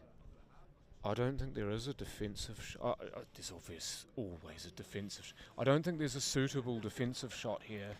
Well, I'll tell you what, if he's back cutting the 10, the black's going to be in the lap of the gods, because it could run straight into the 2. No, he's back cut it and missed it. Where's the 4? Oh, look at this. Got the road, okay. Now it gets squeaky. Well, like I said, he's managed to avoid the kiss on the black and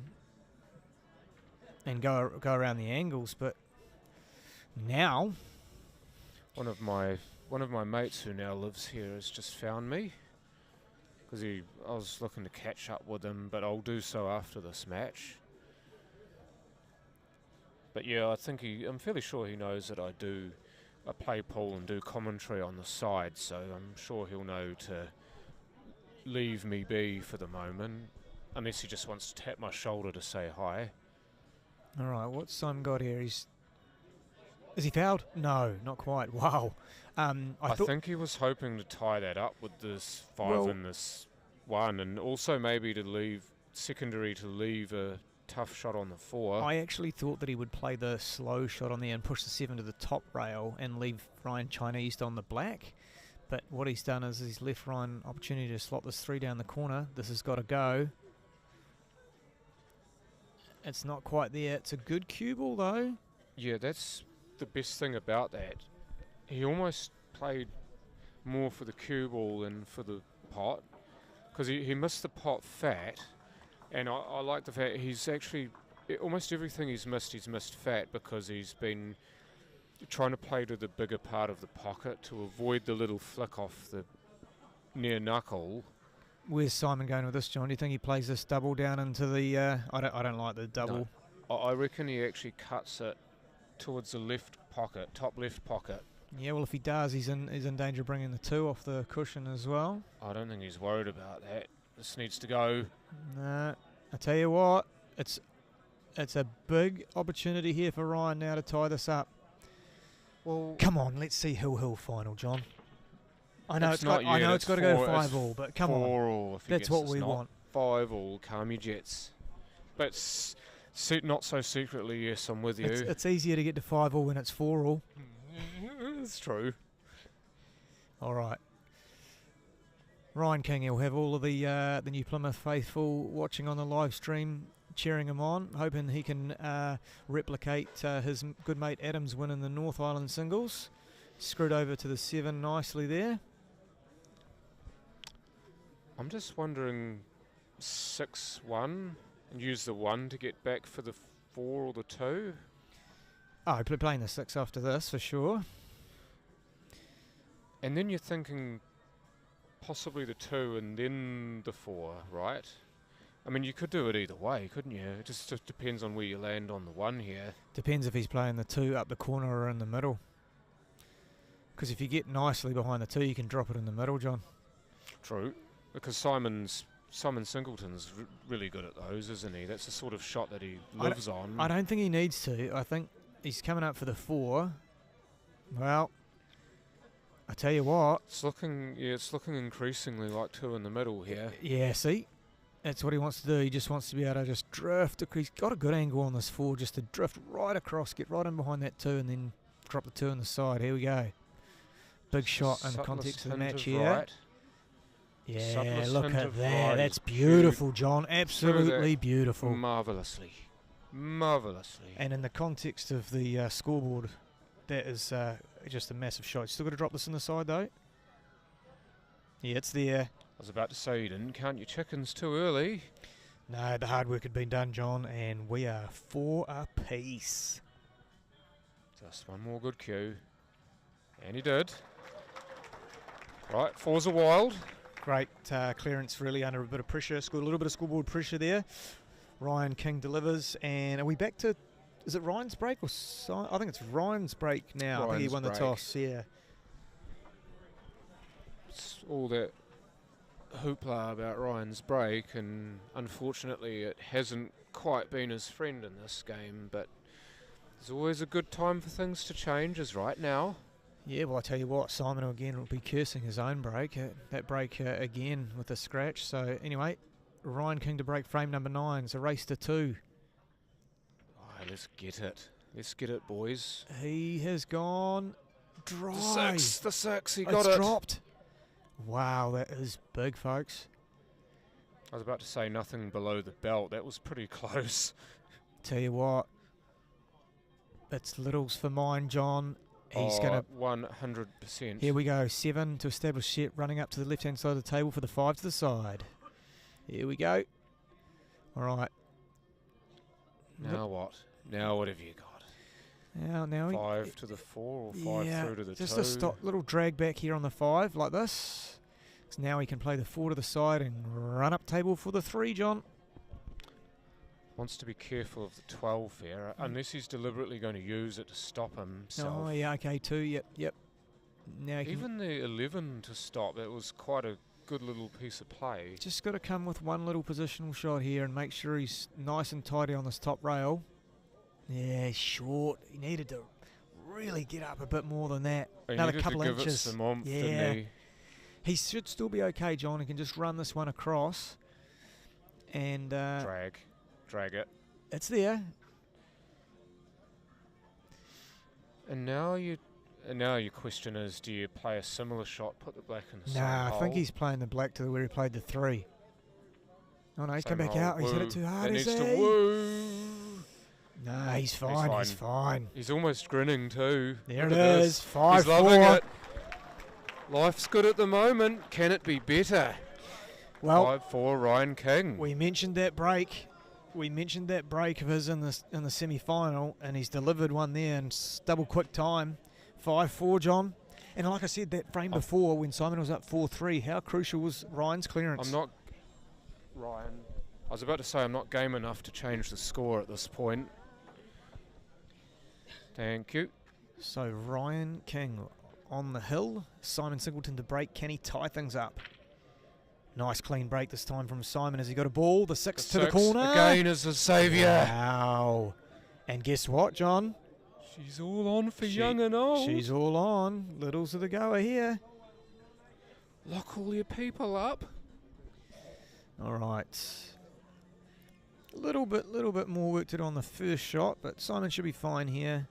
He's going to play that, is that the 2 ball, 7 ball? Oh, what the hell is that? The 4 ball. It's hard. The 7's just outside of the D. Here we go. 4 ball coming back off the bottom rail. Yep, out for the 1. Perfect. Does the 7 pass the 10 here? I think he might take the 7 to the side now if it doesn't. No, he's playing the 1, so it must pass to the bottom left. Yep. Oh yeah, generally does. This is a great pool to watch. Simon just checking the angle now. He's just going to play the 7. Be checking it on the 3 because if he can finish... Just one rail up for the 2 here. Oh, look at this. Has he overhit it? He's just overcooked this slightly. No, he hasn't. I think he's on the 3. That wasn't the plan. I think the 3 was the shot. If he'd hit it harder, I think the 3 was the shot. I can assure you he was playing for the 2. The reason why I thought he was playing for the 3, BJ, just to argue with you here, is because the 3 is on right now, and you get rid of that, the 2 and the 100% agree. And looking at the table, you want to be on the 3. in the road right but now. I can assure you he was playing for the 2. So it could be a bit of a happy accident if he's on the 3. Still looking at the 3, you know. But no, he's given that up. Okay, he's going to have to play the kiss off the 13 here. Has he landed on the 5? Not sure. He's not 100% confident that he has. If he's on the 5, he's fine. He's in fact perfect because he's just got to play 1 cushion or 2 cushions out for the 3 back to the top left. He's fine. He's fine. He's queuing the 5. Yep. Was that just a tiny bit of English to get that to spread? Because again, that's excellent subtle use of side just to open up enough to give yourself that angle. Looked like natural angle. It just looked like he had to really give it a bit of juice. And he's just run into the 13 there, which is fine. And I think he wanted full ball into the 13, but this will work. We're looking like that hill type scenario here, John. What's going on here? Little bit of hair on the rail, right where you wouldn't want it. Might have been off his own head. For 5 all. He has got it. It wiped its feet. Thought that was going to rattle and sit up. But no, we've got bonus pull, folks. Get hype.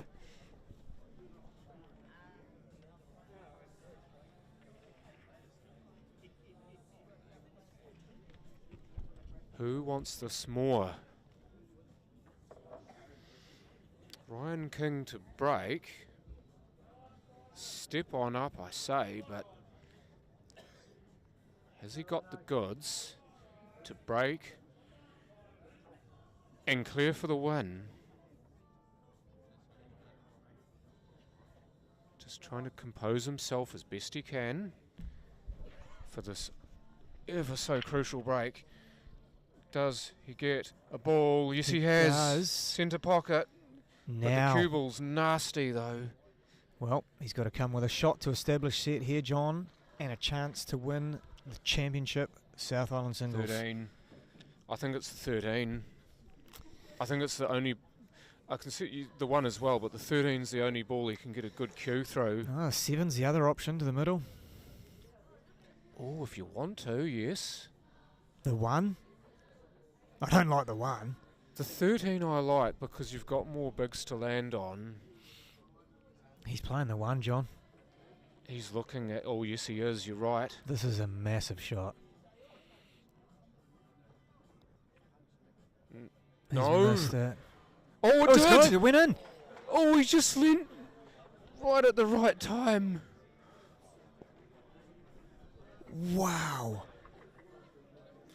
We both thought he was toast. Well, here we go, John. He's still got a lot of work to do now. This is the 6 pass to the middle. Yes. 100% yes. He's missed that. Oh, it drifted away, I think. I actually think that drifted into that jaw that it hit. Well, I'm not making an excuse, I'm just making an observation, but could that cost him the frame in the match? I feel like the 6 had to go to the top left bag, to be honest. It didn't look clean to the middle. But anyway, Simon is on bigs. Ryan is on smalls. What is Simon looking at here? Is he playing? Oh, this is difficult as well because of the proximity to the rail here. Well, the saving grace here is that Ryan didn't leave him on that 12. Yes, which would have been easy as pie. Thank you for coming. Oh, he's two-way shot here. Maybe he was looking. Karam, he was looking at the cue. Either that goes. He was looking at the cue ball as well, but look for one, both, or none of these balls to go in. Tell you what. None of them. And I He's tell ended you up what, with nothing. If he's left Ryan that 6 to the middle, which he has, another opportunity knocks for Ryan King. Can the Rhino find the charge once again? I feel like Simon could have attacked that 13 to the corner there. It was a little bit defensive for me. As he hit that 3? Oh. This is fine because he's still got options. It's not ideal. Is that a nice plant? I think it might not be a bad plant, John. I think it plants. If it plants well, then would you play it now? Or is it too much off angle? That didn't go in clean, but that's okay. It just has to go in. Well, The 3 goes past the 12, you know. I wonder if that could come into it. I like that plant. It's been and gone, though. What can Ryan come up with here? Yeah, for me, John, I think like 5-ball Simon, to me, that last shot he played, I mean, he's one of the greatest in New Zealand, but I feel like he really should have attacked that 13, backed yourself to pot it. Anyway, Ryan at the table. What's going on here? Is he going to play the cannon play now? It now. He's got enough space between the 8 and the 5. Just watch folks. the 12 ball with the cue ball. Where's the cue ball on the 12 here? Told ya. Doesn't. Oh, I told you that 12's coming into play. Himself. He played the 7 down to the corner, John. That would be a real test of queuing and a real test of nerves. This is just as much so, but for different reason. Well, he's got 2 options. He can just play the 5 in. I think he plays the 5. He 5. just one nice cue and out. 7 to the top left corner, as you can see it. Oh now. no, that's no. He squidged it. Well, that's why I said fell to you, John. off. That's why I said to you, John. Was it better for him to take the long 7? Screw back. You're putting a full cue through the ball and you're not hampered, so from that point of view I understand. I would have liked to have seen him take on the 7, but anyway, Simon now with a chance to go back to back. Indeed. And back-to-back in Hill games as well in the final. He's come down for the 15 nicely, has he? Yeah, it's a good shot, and that could be, well, it's still a little bit of work to do, but he's got good workers, John. Yes, he does, but he's in the right wheelhouse, though. He's found the right fire station. It's just which way he wants to do this. 15, yes. The other thing about Ryan Smith on that 5 is he hasn't even covered the bag for the black, so...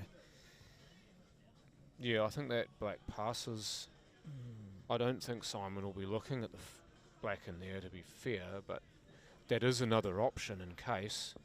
Right, here we go. 9 out for the 13. Yep. That was a wee tester too, because he had to cue through it on the rail. There was a chance that could have Jordan set up. Change your plans here. I think we're going 14, 11, 13, John. Correct. The 13's an easier ball to use to get on the black too. Well, it's not just that. It's the fact that he needs to get rid of that 11 second last.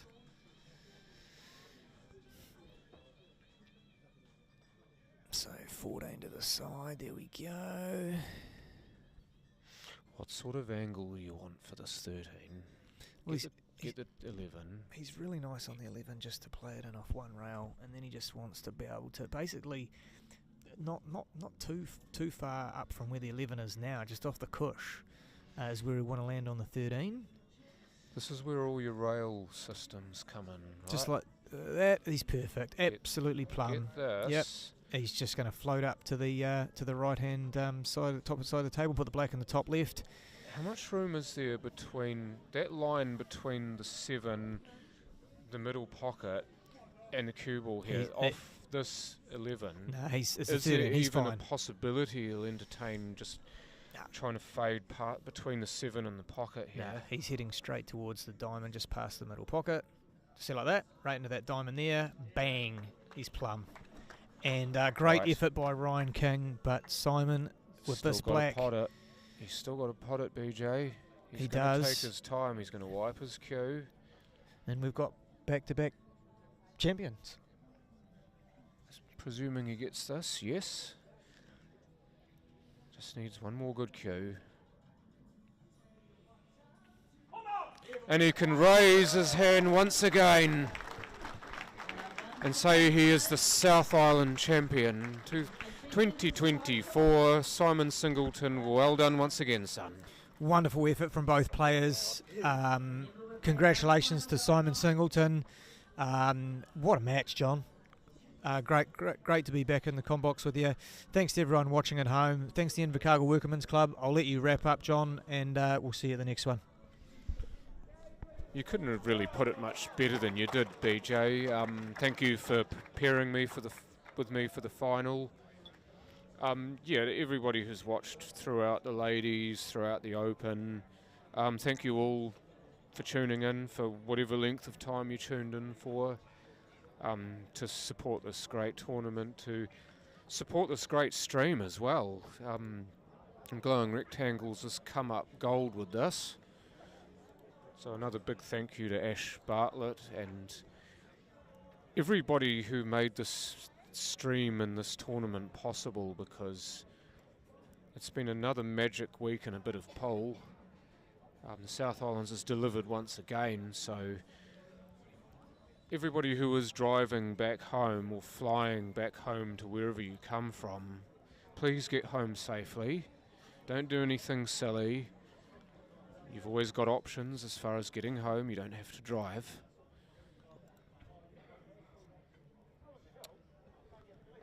It's Ronnie Simons. Oh, also a big thank you to the referees too. I always never remiss to actually give the referees their dues, because they've been on their feet day in, day out for several days, and it's been a magic week. Also, yes indeed, Karen Edwards and Karen Burns for running a tight control, and everybody else who was on control, in fact, and helped in any way, shape or form with that. I mean, to be commended, as well as this wonderful club and all your sponsors that you see just running on the top left-hand corner of your screen. But everything's come together to make this tournament magical. But thank you all once again for being the awesome people that you are and watching the stream. I've been John the Voice Saundercock. The man to my left for this final was Brett BJ DeFaria. See you the next time. Ka kite anō.